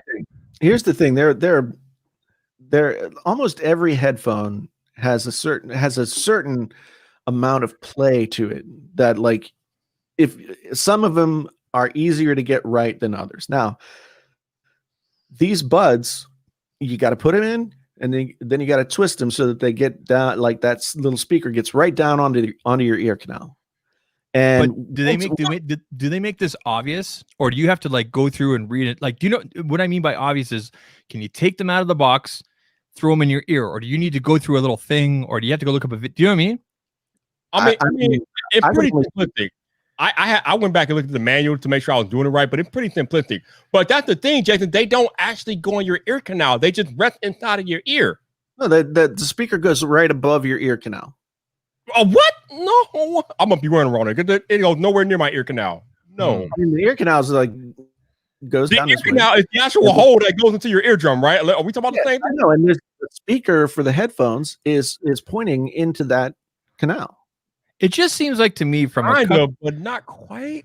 It just seems like to me from a customer perspective, if you can't just stick these in your ear and enjoy them, do you know what I mean? I wouldn't say that. I think that there are ways that you could mess it up. I think that there might be a learning curve in order. I mean, everybody's ears are slightly different, so the fit is going to be a little bit different, and you got to. That's pretty typical for any kind of earbud. I mean, yes, the AirPods Pro do a pretty darn good job of just going into your ears and and that's your competitor. If this is your flagship product at the end of the year, if anybody can pick up the AirPods Pro, put them in the ear, and go, oh, wow, yeah, right? AirPods cost $250. See, here's the thing, though. The speaker on here is aimed in such a way that it goes in the lower part of your ear. It doesn't go into your ear canal. It goes like directly, like kind of below your ear canal, though. It doesn't go in your ear canal. I'm not saying it goes in. Right. I'm saying it like comes down and rests right above it so that the sound is projected into it. Mm.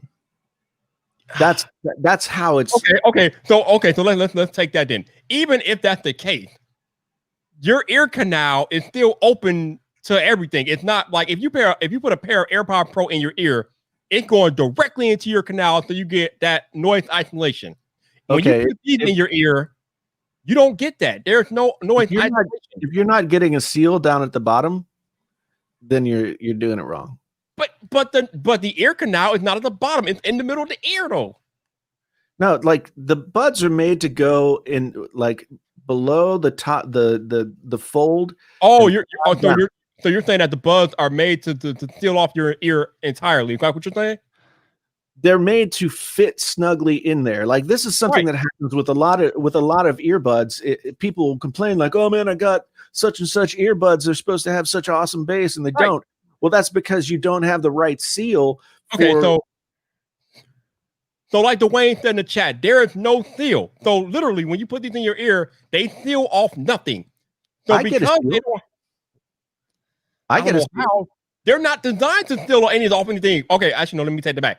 they're like when you put earbuds in there like the AirPod Pro, they seal off your ear because they go directly into your ear canal. Yeah, when you but put the gauzy buds in your ear, they don't seal off your ear canal. So there's an opening. Even when you are wearing these, your ear canal is open. So because your ear canal is open, you can get in a lot of environmental noise, which are the purposes of these buds. These buds are designed, that's why they're called live. They're designed to take in the environmental noise so you can be aware of what's happening around you. But to that point, my thing is, because they're designed to not block your ear canal, you can't really say they cancel noise, because to like really cancel noise, they do you gotta have a block your seal. ear canal. They do. They do not. I think you're not putting them on right. I think you're not putting them on.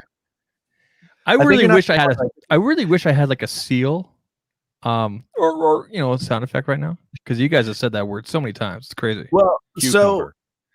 so here's what you have.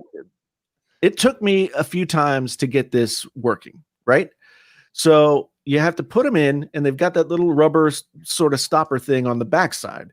You put them in, but then you have to twist them down to get a seal in that portion of your ear that's right along in toward the front, so that it does seal the top of your ear canal. Does seal, and you can hear it when you can hear it and feel it when you go from sort of having very thin lower end to a little bit thicker, right? So it does seal. It does seal. But there's a trick to putting them in. You've got to stick them in, then you got to twist them down so that you're twisting them into that little rounded space right above your ear canal. That's where the seal happens. Right above the ear canal, not inside. Okay. But how can it still happen above the ear canal when it's the ear canal that you're trying to seal, that you want to seal off more than anything else? Well, I mean, you don't put a lid inside of a can in order to seal it. You put a lid on the top, right? We need El Jefe on the case. Oh, that was slick. That was slick, Jason. I like that. That was slick. So it's just supposed to fit in this particular way. Okay. All right. So let's get past the whole seal argument. Let's get past all that. My thing is, in order to get the maximum amount of noise cancellation possible, you have to isolate noise. You have to have some type of noise isolation going on to actively engage noise cancellation so it to work properly. These buds don't give you much noise isolation, so they can't really actively cancel noise because they let in noise by their nature. See, two things. Okay. I'll say it again. You're not wearing them correctly, and You're holding it wrong. Active noise cancellation is not about like seal or anything like that. Active noise cancellation is about the rejection of certain frequencies. There's an array of microphones that listens to what's going on outside. It rejects the frequencies that it's made to reject. So those don't get into your ear. That's how active noise cancellation works. So it's not just about the seal. The seal is important, but with these Galaxy Buds Live, the purpose of the noise cancellation is different. Because here's a way to do this experiment. Sit in your bedroom tonight and just put them on. Turn off the noise cancellation. Right? Put them on, put them in, twist them down so that they get like good and snug inside that space above your ear canal, right? Then turn on the noise cancellation. You will hear a big difference. You will hear a big difference, but you will also still be able to hear what's going on around you. Because certain frequencies, low end and high end, being rejected by the buds themselves as that microphone array works. So but these are not made to reject everything. They're just made to reject certain frequencies so that you get more of an isolated feel. Right. And the thing about it, I was wearing these right next to because when I do a noise cancellation headphones or earbuds, my air conditioner is on. So I stand right next to my air conditioner and I toggle noise cancellation on or off. And that's how I can tell if it's actually working. And with these, literally nothing happens. It sounds the same. You're wearing them wrong. I must be. Okay. All right. I mean, I'm not trying to be. I'm not trying to be flippant or anything like that. It's just No. I'm trying to like, yo, I paid $130 for these, so I need to know how to wear them correctly. So that's why we're having a conversation because they're not working properly, and I'm like, what is happening here? So I'm glad we had to talk. This is why we talk. See, I'm glad. This is good. Yeah. So I would experiment with the fit because it took me a few days to figure out what it wanted me to do. First I was just putting them in, and then they were like a little too loose. One would get a good seal, but the other one wouldn't. And then I started to figure out that you have to put them in and then sort of twist them down. So try that. Okay. When you put them in your ear, The last 20 speaker. minutes has now turned into a Galaxy Buds live tutorial. yes, hush. When you put them in your ear, Jason, Yeah. the speaker part goes down. They go towards your jaw line, right? Yes. Okay. Watch cool. this. Watch what I do. Okay. You stick them in. Okay, they're in right now, right? Okay. But then you got to twist them down so that you get. So it's not just putting them in and sitting them there. You got to twist them down. But the speaker is pointing towards your jawline, correct? It's pointing. So the speaker's right here. So it's pointing directly into my ear canal. It's going straight in. So you gotta put them in, and then you gotta twist. I don't think they're supposed to be worn that way. I'm telling you. All right. I know what I'm talking. All right. I know what I'm talking about. Okay. So all right. Eric, a long time ago, Eric asked, "Are the Buds Live better than the AirPods Pro?" Well, Hell no. I happen to be making a video on that tomorrow. Hell no. Let me give you the TDLR. Hell no, they're not better than the AirPod Pro. Not a chance. You know how like Joe Rogan has like clips of his show and he puts them out there. I think we should start doing that because this is fucking awesome. Hey, I'm not here to argue. I realize Jason knows the stuff. That's why I asked him about this because he's an audio guy. But there's no way in hell the AirPod Pro or the Buds Live are better than the AirPod Pro. There's no way in hell. Why I went to Jason and I went to Podcastage for my setup, and I mean, we have some sexy audio. We do. Here's a little preview of what I'm going to say about the AirPods Pro versus the Buds Live. Okay. The Buds Live are not designed to do the same thing that the AirPods Pro are designed to do. There you go. True. So they're not. It's not a one-to-one comparison. It's sort of apples and oranges. They're very true. Yeah, and true. Sort of apples and kidneys. But so and there's also the price difference, which can't be. The difference between a $150 and a $250 headphone should be pretty significant. If you're paying that extra $100, there should be a pretty significant difference in what you get out of listening to them. Mm-hmm. So is the listening experience with the AirPods Pro potentially more pleasurable, higher quality? Yeah. But the Galaxy Buds Live are designed to be it's almost like they're more designed to be the answer to the AirPods, because the AirPods were good at allowing passively sound to come in, so you weren't totally sealed off when you were in your environment, right? These take it a step further and use noise cancellation to be able to keep some of that outside sound coming in, but not so that it's like impeding your listening experience. So the Buds Live, I mean, they're very unique in what they're trying to do. They're not unique in that no Bud has ever done it before. This Bud's they're not unique in that way.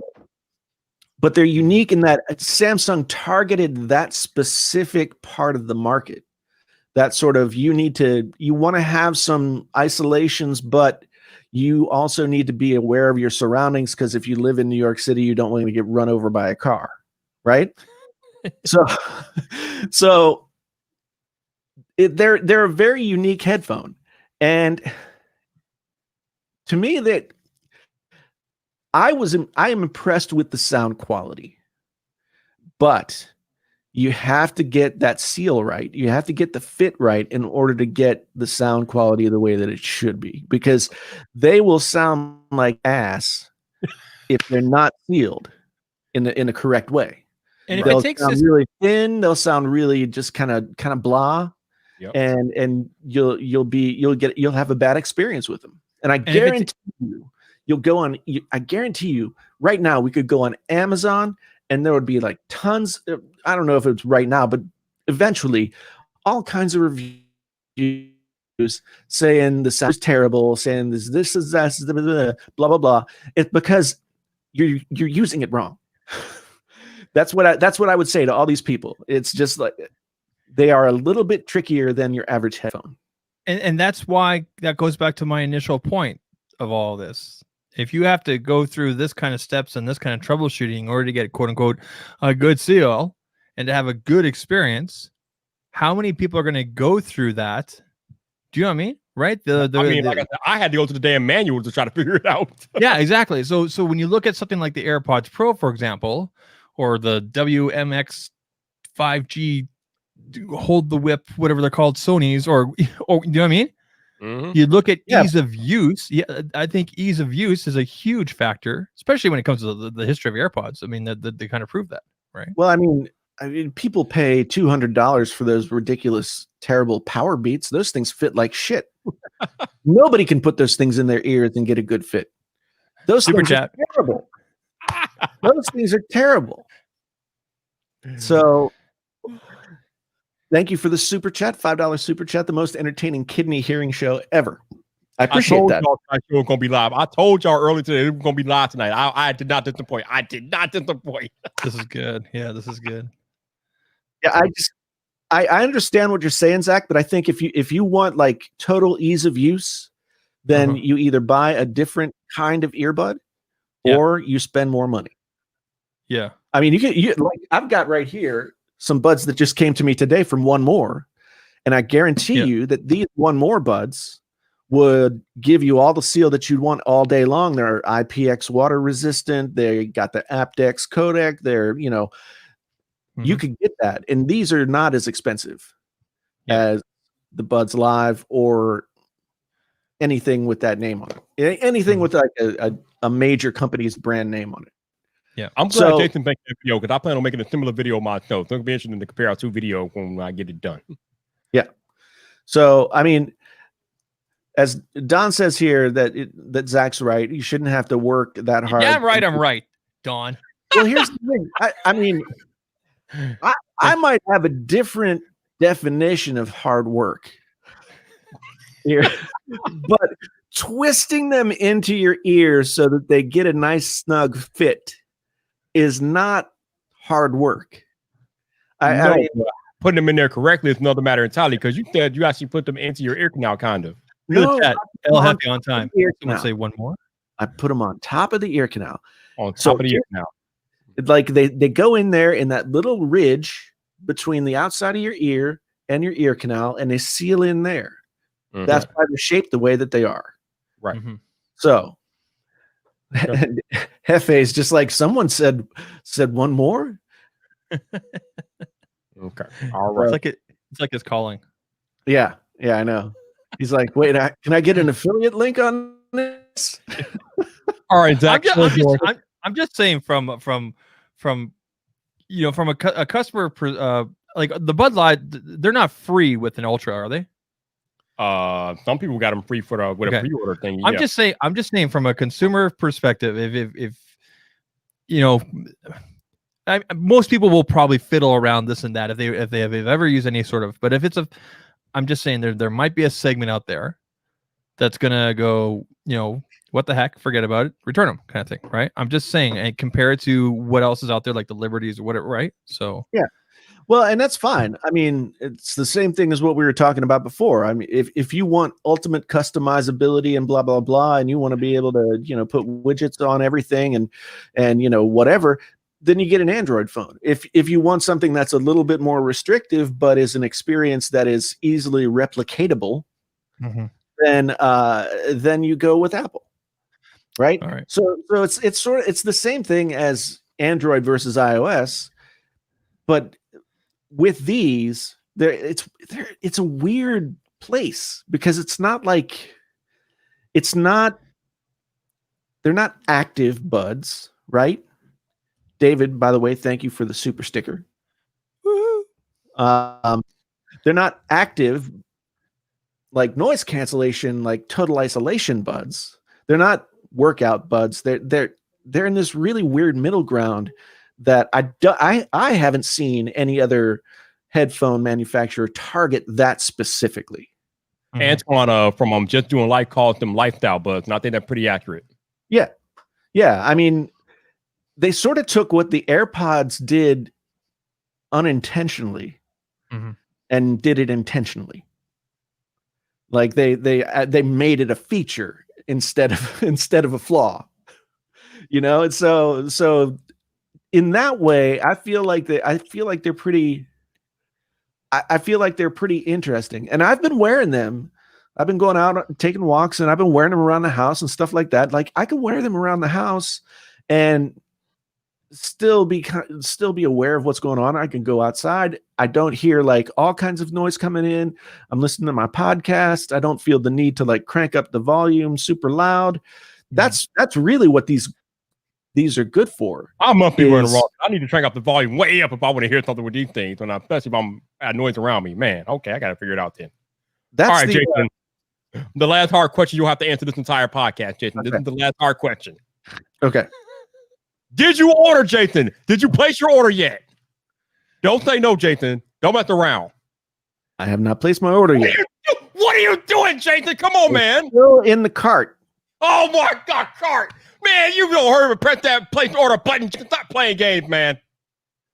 I will. I'm waiting. Like somebody asked me if I had returned my razor and gotten anything else yet. I returned the razor. I have not gotten the money back. I got a few things that are I got a few things working that have to come into place before I can make that purchase. And I will. Zach, it's all yours. Take it away, Zach. It's all yours. I was just going to say we're coming up on 2 hours. Maybe it might be time to wind things down. And I have a suggestion of how we should do that. Okay. First of all, thank you for all 177, I guess, of you at one time. I forget who it was, but they said they saw 188. Boom. Yeah. Bob said by the ThinkPad P53. I'll look. I'll check it out. Appreciate you guys. Yes, absolutely. So yesterday, Netflix dropped. So this is how we're going to transition to end tonight's podcast. Yesterday, Netflix dropped their trailer, I guess you want to call it, for Cobra Kai seasons 1 and 2. So, okay. Cobra Kai used to be on YouTube. YouTube got rid of it for some reason. It seems like they're dumping a lot of their shows. YouTube is getting out of the original content. Yeah. But this is good. But this is Shane, thank you. There we go.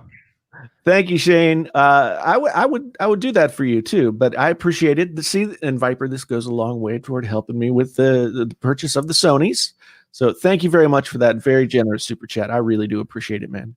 So YouTube's getting out of the original content thing. I don't know if they're moving. Who knows what they're doing, but I guess it's something we can look into. But this is actually good. This is actually good for the series. So season 3 of Cobra Kai was supposed to come out this year, but of course, everything happened. Yeah. So they delayed it. Plus, YouTube was shopping around. Been picked up by Netflix starting August 28th. Yes. August 28th, you can stream seasons 1 and 2 of Cobra Kai. Okay, on Netflix, which is going to open it to a much larger audience than YouTube. Okay, which is good. YouTube Premium before, and if you didn't pay for YouTube Premium, then you were SOL.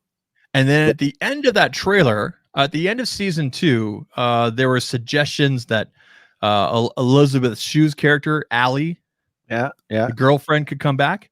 And then they had his voice and Chosen. Remember the main baddie from Karate Kid Part 2 when they went to Okinawa? Oh, yeah. Right? Yeah. Chosen? Yeah. Chosen's coming back. So they got all the names. Very interesting. So season three is going to come out next year, 2021. The speculation is going to be April. But I would say this: if you've never seen Cobra Kai, first go back and watch at least the first 2 Karate Kids. Not necessarily.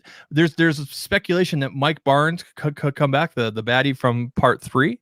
But definitely go watch parts 1, 2. 3 is whatever.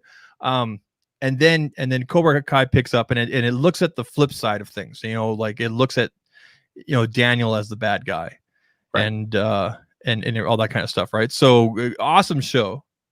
Definitely go check that out when it pops up on Netflix on the 28th. And Tim says here that season, and I believe this is correct from what I read. Yeah, season correct, 3 was already filmed and it's already been edited.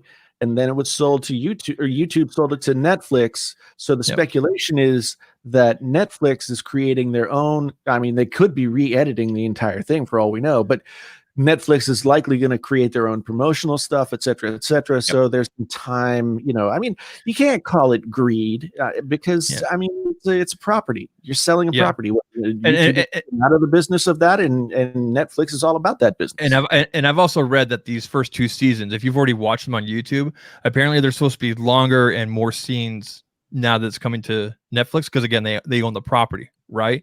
So there's going to be more. There's really great character development and everything like that. So of course there's no Mr. Miyagi, but obviously heavily referenced and everything like that. But solid show, and I can't wait for see what Netflix does with it. So if you haven't seen it yet, do it.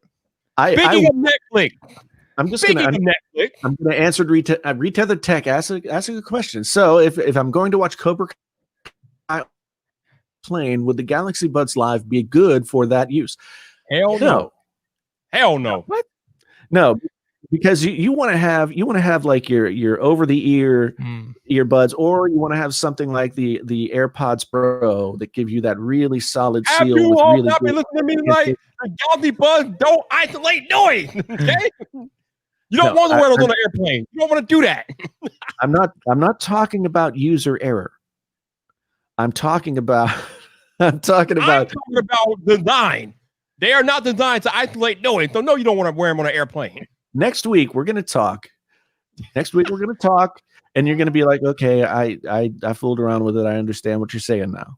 Okay, maybe I need to do a video. I understand what you're saying, but it doesn't change the way that they were fundamentally designed. They were fundamentally designed differently than how the AirPod Pro or anything else, like you mentioned, they're different. Yes, they are. So you were going to say about Netflix? Yes. If we're talking about Netflix, this past Friday, season 5 of Lucifer dropped. I see y'all in the chat talking about it. The best show on television right now, bar none. Lucifer is awesome. If you haven't watched it, it's on Netflix. It's all 5 seasons. Actually, they split up season 5 into 2 parts. They dropped the first part this past weekend. I binged it like a boss. Love that show. It used to be on Fox. Fox canceled it. Netflix picked it up. Thank God. But Lucifer, amazing show. Definitely check it out. I don't know, man. I don't want anything to do with the devil. Satan is evil. Evil. You got to watch the show, Jason. By the way, there's a really great documentary series on Netflix as well. It's called High Score. If you're into retro video games, I watched all of that on Friday. Yeah, it's like 6 parts. It goes deep. There's a lot of subtitles because obviously the origin of a lot of games, Japan and everything like that. But High Score, it's really cool. It's really, really cool. Check that out. It is, and there are a bunch of video game related documentaries on Amazon Prime. If you're into that, you can go check those out as well. Don Coven, thank you very much for becoming a member. Oh, yeah. Science. Oh, hell no. Hold on. Listen, Dwayne, man. You listen very close to me. I could put 2 pairs of these buds in my ear, and they still wouldn't isolate enough noise to block out an airplane engine. Calm down, bro. Calm down. You need to calm down. Hell wrong with you. Cucumber. All right. This time next week, I'm gonna make sure that I roast up a little bit of crow, so the Viper can have dinner. Good luck with that. Yeah. But you know, it's so High Score. I watched that. Very good. Yeah. Although I was a little bummed out, it stopped at like the 90s. Yeah, I think they're gonna do. I think they're gonna do more, but we'll see what happens, right? because there was so much. I was looking forward to seeing the development from like because they stopped at Doom. Yeah. And man, I remember the first They talked about Mortal Kombat and time I Street saw Fighter. somebody play. Yeah, they did a lot. Yeah. I remember the first time I saw somebody playing Doom. I was just like, it was making me sick to my stomach because it was moving so fast. I'm like, oh my god, how can you possibly even? Did you never see play what you're doing? Wolfenstein? Did you not play Wolfenstein before that? No. So basically, from Those are the '89 days. until the mid '90s, I was like video game. I was like out of it, So not until like the mid to late '90s did I start playing games again. So yeah, but Don, thank you for the new membership. Much appreciated. Much appreciated. Ace is asking, is that Rich saying cucumber? Yeah. Yes. Yes. Cucumber. Zach told him. Zach really told. I asked Rich straight up. I'm like, dude, can I keep your sound bites? He's like, yeah, man, cool. Yeah. Review So- Tech USA. I am watching. Well, okay. The past 2 days, I've been wasting a lot of time watching YouTube videos on street fighting and bare knuckle boxing. Okay. So there's this YouTube channel called Street Beefs, and it's just basically like MMA or boxing style, amateur boxing, whatever. And then there's this bare knuckle boxing league that is higher profile, bigger production value. I mean, literally, the Street Beefs is like they have chain link fences and plywood as their octagon.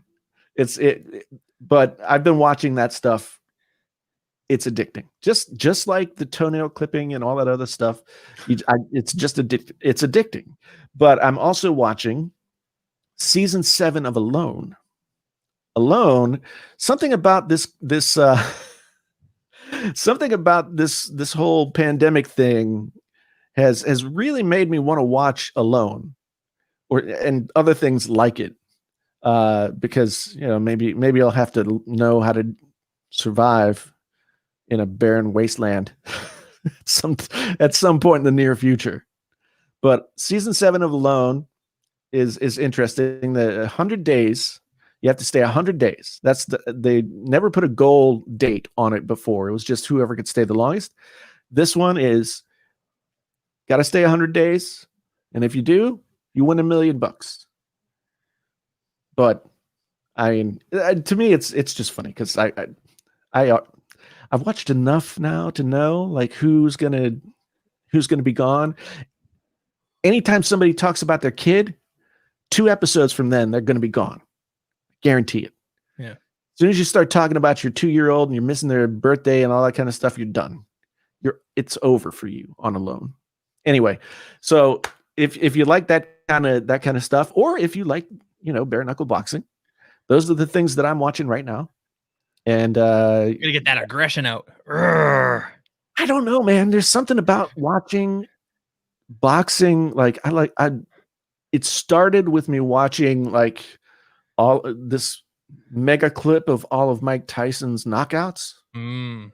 I mean, he knocked out like 22 people, Yeah. And so it started with that. And then of course, YouTube just keeps feeding you stuff. And the more you watch, the deeper it goes. So I'm sure I'll find like, bum fights sometimes eventually. All right. Before we wrap up, I just want to say that I personally find it kind of rude and disrespectful going into somebody else's stream talking about another channel that dropped a video. I've seen it several times tonight. Thank you for letting us know. We're aware. We have our notifications on. We are friends of those channels, but not cool. Yeah. It's not cool. Anyway, I appreciate where you come from. Yeah. But thank you for being here. Yeah. Yeah, we really do appreciate it. You guys, I this has just been noticed fun. I just noticed that you're using the shirt tonight. Yes, I am. Yeah, And we finally all get in sync with the same microphones and everything, and you go and change things. Well, I know, but I just, I thought it was getting lonely. I felt bad for it. So, one last thing about stuff to watch. Oh my God. All the stuff from DC Fandom. Oh yeah. Oh, Batman trailer? The Batman looks dope. It look Oh my God. I'm seeing the same comments from people, Viper, saying stuff like, "Oh, it's a bad looking Batman." You know what? You all said the same thing about Batfleck, and then you love Batfleck, so give it a chance, all right? Anybody who says that looked bad is absolutely insane. I didn't say anything about it looking bad. I don't know about it. I don't know. Yeah, and, Oh and my you know, Edivon getting in there right away. The Colonel got in there right away, like, it's gonna be good. You know, He thinks everything's good though. He doesn't count. but you know what? Just like the Christopher Nolan series, the Batman is based on a lot of it. Takes a lot of its stuff from what is The Long Halloween. The Long Halloween. That's what it is. Yeah. So we don't know if we're gonna have the Court of Owls and everything. That the big baddie in it is the Riddler. He's not full-fledged green hat question mark Riddler. The Catwoman we saw is not full. Do you know what I mean? Like this is that's the big takeaway. Zach. Like you said, this is year 2 Batman. So year 2. Not fleshed out yet. So yeah. But I mean, I had my reservations when I heard Robert Pattinson, but I was like, you know what? I'm gonna wait. And then I saw some of the behind the scenes stuff, and then damn, like that looks good. Him in the bat suit, him like I don't know. Playing Edward Cullen was probably a good warm-up for being like moody, dark Bruce Wayne, right? Because this is like as dark as it gets. Like Christian Bale could not get this dark. You know what I noticed right away when I went back and watched it like a million times? We all know that Batman, Michael Keaton, Val Kilmer, George Clooney, okay, the Christian Bale, all Batmans have always had black makeup around their eyes. But then there's these scenes where sometimes they take off their mask, the cowl, and there's nothing there, right? Did you notice at the end of that trailer, you could see the black? Mm-hmm. Now, I loved that little detail. I'm like, yes, this is going to be epic. There were so many little things that they were referencing. Oh, it's beautiful. They were referencing with the black eye makeup, The Crow. Yeah. You guys ever see that movie, The Crow, with Brandon Lee? Totally gave me of Brandon Lee Crow vibes. Totally did. I mean, they were referencing some of the most dark shit. I love it. Oh yeah, I know. I can't wait, man. You cannot get too dark for me. I will fly down to Iowa City to go see this with you. I think it'll be great. We'll make it a date. So, I mean, I thought all the trailers that they came out with last weekend were really good. Everything that DC's doing looks really good. We have to talk about the other one. Hallelujah. The Snyder Cut. It's going to be like a 4 or 5 piece thing on HBO Max or wherever. Yeah. Oh my good! Did you see what Steppenwolf looks like now? Steppenwolf looks. They showed Darkseid at the start there. When I saw Darkseid, okay. I'm gonna need that to calm down. I need that to calm down real quick. No, you're lucky. I mean, you're lucky I'm wearing pants and the thing is calm raised down. up. I'm just saying. We got 126 people watching in the chat, so I need y'all to answer me a question. What? For the 126 guys that are watching right now, guys and girls, just answer yes or no in the chat. By the end of 2020, do any of you all plan on stepping into a movie theater? Please answer me that. I don't think so, but maybe I'm wrong. Yeah, I'm not. No. I think that they keep talking about everything coming to theaters. I'm just like, do they really think people are going to theaters this year? No. You know, if things flop theaters are done or the numbers aren't there, they can very quickly throw it out there on demand. Like, for example, with the New Mutants and everything. I mean, God, look at the gnome coming out. I mean, seriously. Yeah. Come on, y'all. I mean, I don't want to get too deep into it, but it's like, hey, do you guys want to go swim in sewage? Let's go swim in sewage. Good Lord, Jason. You know, like, why would anybody want to be locked in a enclosed space with other human beings right now? Wonder Woman 84. Man, it looks really good. It looks, 80s Gal Gadot, blocking Marquez. I mean, you can't get any better. Yeah. I mean, and I was skeptical about Kristen Wiig as I was skeptical, but that looks pretty good. Yeah. And then How are they going to explain Chris Pine's character coming back? I want to figure that out. There is a rationale. Yeah. There is a rationale. It's sort of crazy, sort of comic book suspend your disbelief kind of stuff. But Suicide Squad. Oh yeah, like the soft reboot. Suicide Squad by James Gunn looks insane. Look how many characters are. Did you see the quick little thing of King Shark? I'm like, what? No. Yeah. Oh my god. It looks insane. It looks insane. Oh yeah. I just Suicide Squad looks totally out of its mind. Like DC, it seems like Warner Brothers was like, okay,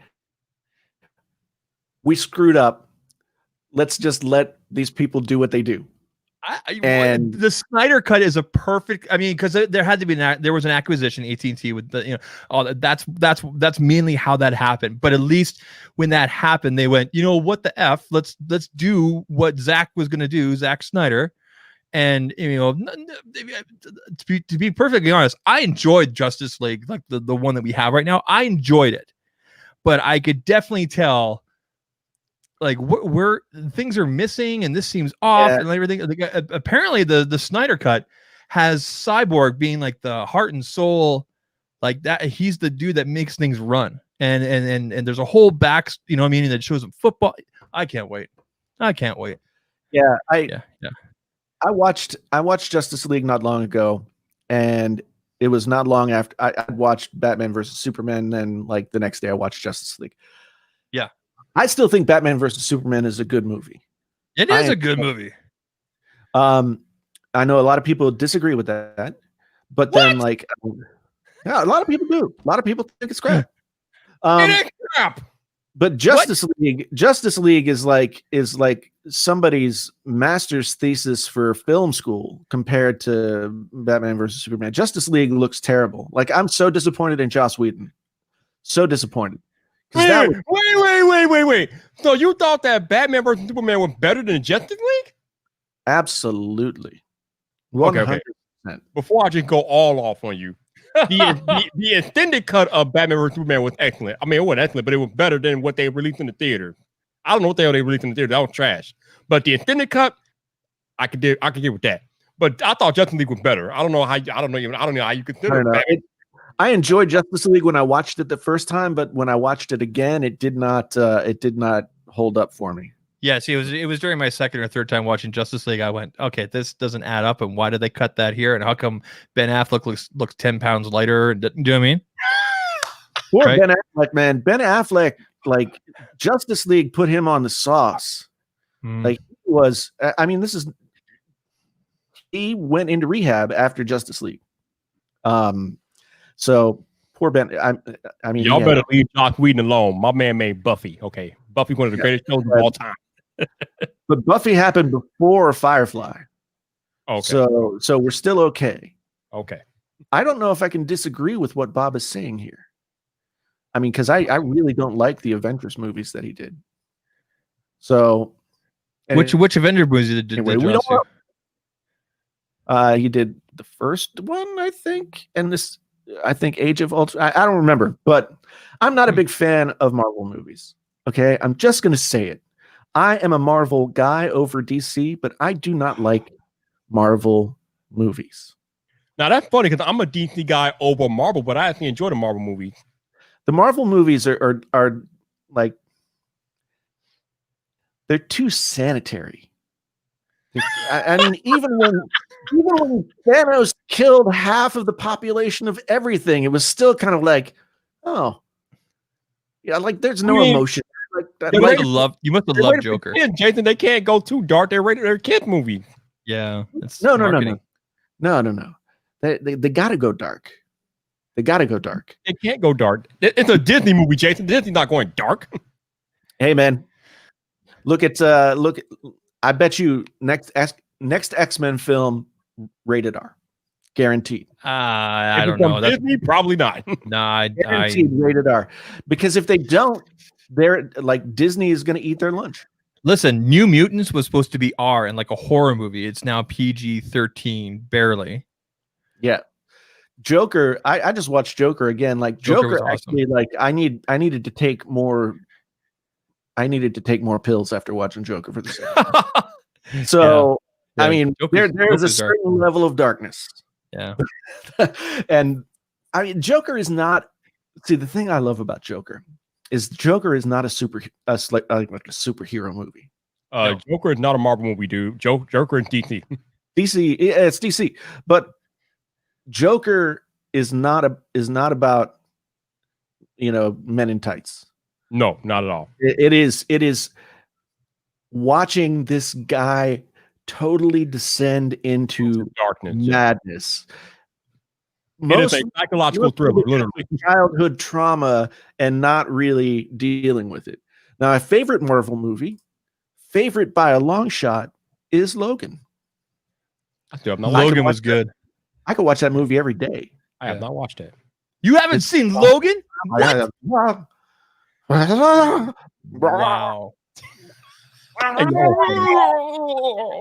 Crack me up. I have not seen it. You haven't seen Logan? Wow. Anyway. Yes, science. Yeah, It's at that time of the night. it is. Yeah. Yeah. I don't even know. Viper, your assignment between now and next Tuesday, Good day, sir. your assignment, Viper, you have to watch Logan between now and next Tuesday, please, and give us your thoughts on Twitter, please. I can't be seriously. You haven't seen Logan? Yeah. Is it on any of the streaming services? It should be. You can rent it. I'm sure. I don't know if it's available for free on anything, but I will You just say, got a Note 20 Ultra. You got money to rent. Go.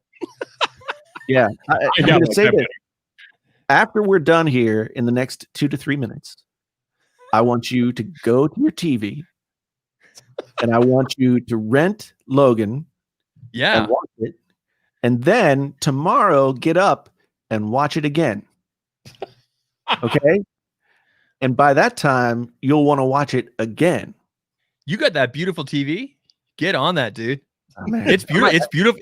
It's beautiful in HDR. So I might have to go watch it right now. I'm You know, a little I'm gonna watch it tonight. I'm a little chubbed up just thinking about it. Yeah, you know what, Viper? Rent it tonight. I'll rent it too, and we'll sync, and then we'll iMessage back and forth. We'll have a little watch party. Yeah. My first order of business is trying to figure out what Jason thinks is so amazing about these goddamn gouty buds. Okay, that's what I'm trying to do. Can we get a help desk for Viper, please? Yeah. It ain't Wow, rocket what a night! What a great podcast. Yeah, it's been a great time, people. I mean, Jason didn't show his address this week. It's been great. I know. Yep. Yeah. Well, hopefully, I had to private that. I know, blur that out, and I will. I just haven't. So, I mean, I had a bunch of people message me like, "Should we send him a bag of dicks?" From TK's company. I thought about it. I'm like, please don't. they're gummies, dude. Yeah. I mean, I would eat them, but please don't. Take this L. Where's TK when you need him? Anyway, everybody, thank you so much for being here tonight. There are times when things are just a lot of fun and a little bit intense. And I think we've had a little bit of both tonight.